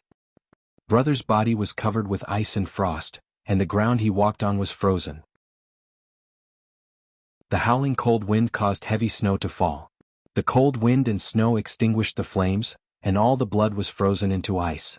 My brother looked very tired, but he didn't stop walking. He didn't hear my voice either. He just kept walking forward, getting closer and closer. Finally, he arrived in front of the monsters and demons. Brother pulled out his sword. Those monsters that got close to him were all frozen into ice sculptures. Brother killed those demons. He kept walking forward. Then he walked to the front of that terrifying monster. I heard the monsters roar and I felt very scared. But brother kept walking forward. He still didn't stop. He just walked to the front of that monster and then cut off its head with one swing of his sword. I felt the whole world shaking and many things were shaking. Brother didn't seem to hear me and he just disappeared. And then? Vivian raised her little head and murmured, "And then I woke up." Sister Gloria? Big brother, did you kill those demons and save me? I feel like brother must know that Vivian is trapped there. Then he walked a very, very long way to save me. Although he couldn't hear my voice, I feel like brother knows that I'm here. Right.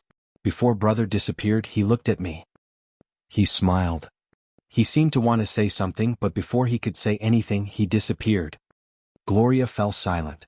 She lowered her head and kissed Vivian. As if she was relieved, she murmured, "Yes, Vivian. It should be Soren who came to save you. You should be fine. He's still alive. A man who could make me pay such a high price for a divination wouldn't die so quietly." Gloria's voice became softer and softer, and in the end, it was almost inaudible. Vivian raised her little head and looked at Gloria with her beautiful big eyes. Then she stretched out her little hands and hugged her, burying her little head into her chest.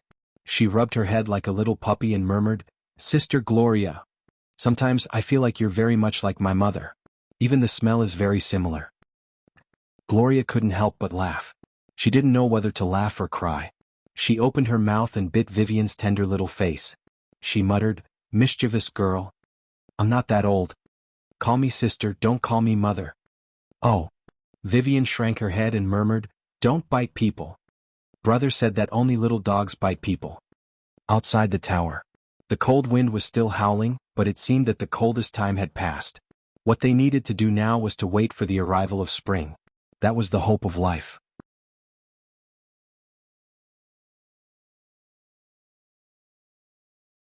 Chapter 140. The faint light woke up Soren from his deep sleep. The first thing he did when he opened his eyes was to get up and reach for the weapon next to him. When his hand touched the curved sword next to him, his expression relaxed a little. A series of memories began to appear in his mind. He walked for a long time and saw a city. Although he was very tired, he finally reached the peak of his will. The journey was like sharpening a knife. When Soren was the most tired, his will, spirit, and aura were condensed to the peak. Then he chose to fuse with the divinity without hesitation, and then he seemed to be dragged into a very realistic dream. Soren seemed to see a lot of demons, but there was only one thought in his mind, and that was to kill any creature that dared to stop him. He didn't know how many he killed, but when he finally relaxed, all the demons, including the will of the demon god, were killed by him. He could vaguely hear Vivian's cries, but unfortunately, he fainted before he could get a good look at her. The fatigue and injuries that had accumulated over the past 7 days finally exploded the moment he relaxed, and he felt as if his whole body had fallen into darkness. If he was too tense, he might break. Soren used his strong will to hold on until the last moment, but when he killed the will of the demon god and heard Vivian's voice, he felt that she was still alive. All of a sudden, all the fatigue hit him. From the moment he was separated from the hunters until now, Soren's nerves suddenly relaxed, and the result was that he directly fainted. He fainted in a world of ice and snow, lying in the cold snow on the side of an unknown city. Soren slowly stood up. He had changed his clothes and everything was neatly placed next to him. It seemed that no one had opened them. The wounds all over his body had almost recovered.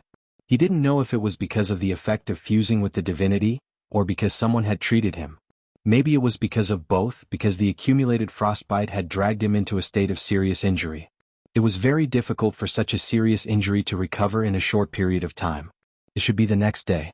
Soren's intuition told him that he hadn't been unconscious for too long. There were sounds of human activity outside. He looked at the room in front of him. The furnishings were simple but solemn. They were all made of thick logs. This was the most common house in the north. The owner should be a citizen with a decent family background and a decent status. There were few fires in the Frost Kingdom because of the cold climate. The trees here were tall and made good wood for building houses. He took off his clothes, which seemed to belong to another man. The material was coarse and the man was probably taller than him. Soren changed back into his own clothes, then opened his multi-dimensional bag to take a look. There were almost no traces of it being touched. Someone must have saved him. He brought Soren here after he fainted, and it seemed like the other party had a good character. He didn't even touch his belongings. Such people were extremely rare. Someone seemed to have heard the sound in the room. Heavy footsteps came from outside, and then a northern woman who looked a little round came in. She was about 30 years old and she might be a little obese. She weighed more than 200 pounds, but her face was very kind. She seemed to be quite easy to get along with.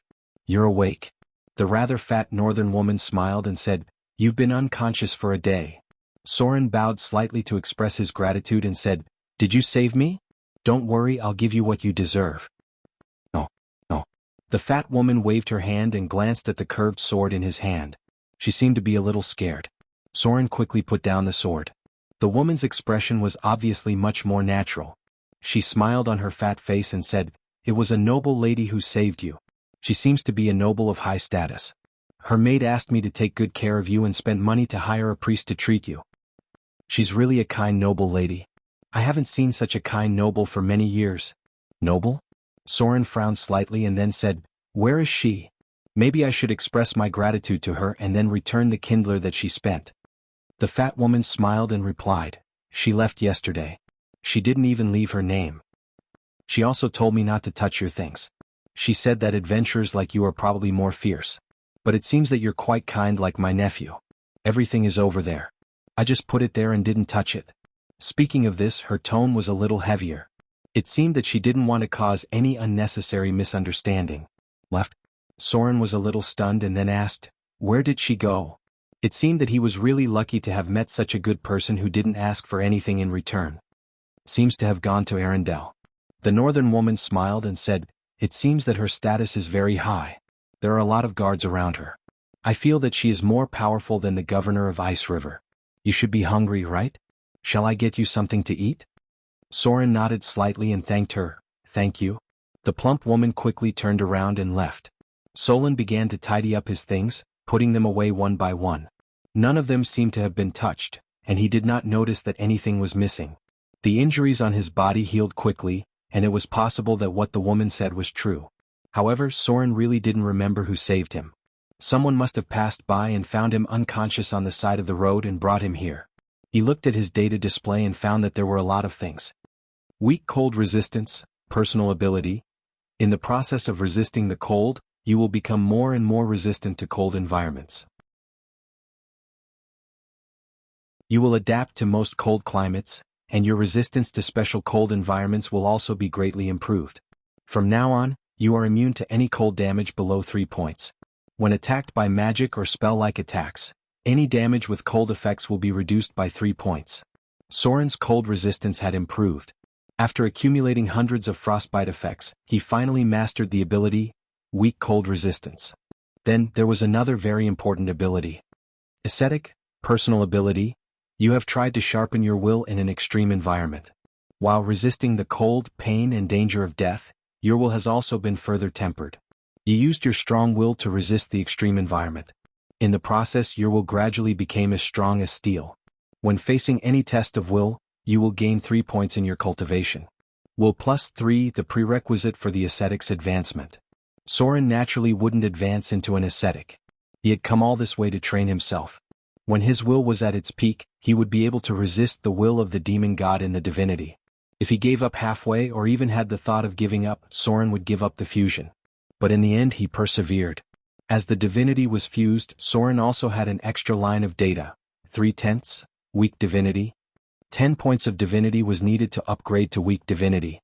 Soren couldn't get any attribute bonus from divinity for the time being, but he had gained some special abilities. Gaze of Fear, innate ability. You have successfully fused with the divinity of fear. When you concentrate your will to exert fear, anyone who looks at you will feel a trace of fear under your gaze. They must pass a test of will with a difficulty of 10 plus divinity. Otherwise, anyone who looks at you will be affected by the effect of fear. Fear was a level 0 spell. Soren's innate ability was equivalent to casting fear on any target without limit. If the opponent's will wasn't strong enough, they might be scared to death. This ability was effective against ordinary people, but it wasn't very effective against professionals. Then, there was the second innate ability. Fear, innate ability. You have successfully fused with the divinity of fear. You can cast fear once a day. Any creature within 30 feet must be forced to undergo a test of will. The difficulty of the test is equivalent to your casting level and spell power. Any creature that can't pass the test will feel extreme fear and will have emotional reactions such as giving up resistance, running away in panic, trembling in despair, and so on. It is possible to directly kill some weak targets. The number of times this innate ability can be used increases with divinity. Fear was the most important ability of the divinity. Soren looked at the additional instant spells and finally showed a trace of satisfaction on his face. There were quite a few magic skills that could determine the target's willpower, from level 0 fear, level 1 panic, level 2 group panic, level 3 fear, all the way to the higher level robe of fear, command, fear, holy word, fear, and so on. These types of spells had very powerful control abilities. If one couldn't pass the test of will, they were almost done for. What Soren cared about the most wasn't the power of the spells, but that most of the spells brought by divinity were instant. What was instant? It was when Soren raised his hand and pointed. He didn't even need to point and cast fear, and then the opponent would be forced to undergo a test of will. How would one's body react when one's will was fighting against fear? Unless one's will was completely resistant to fear, there would be a short period of reaction time. Soren had been hit by a level 3 fear before. His heartbeat suddenly began to accelerate as if he was severely frightened. Even if he passed the test of will, he still took a while to recover. If he didn't pass the test, the target of fear would completely collapse. The most common reaction was to run away, tremble all over, or give up resistance.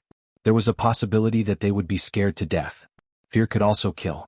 It was normal for a level 3 spell to scare a timid person to death. You're tuning in to the Han Li's Wuxia Chronicles YouTube channel. We're so grateful for your support, and don't forget to subscribe to join us on this incredible journey through captivating stories. Your generosity through donations truly makes a world of difference, as it's the primary source of revenue that allows me to expand and enhance this channel for you. Thank you from the bottom of my heart for being a part of this adventure.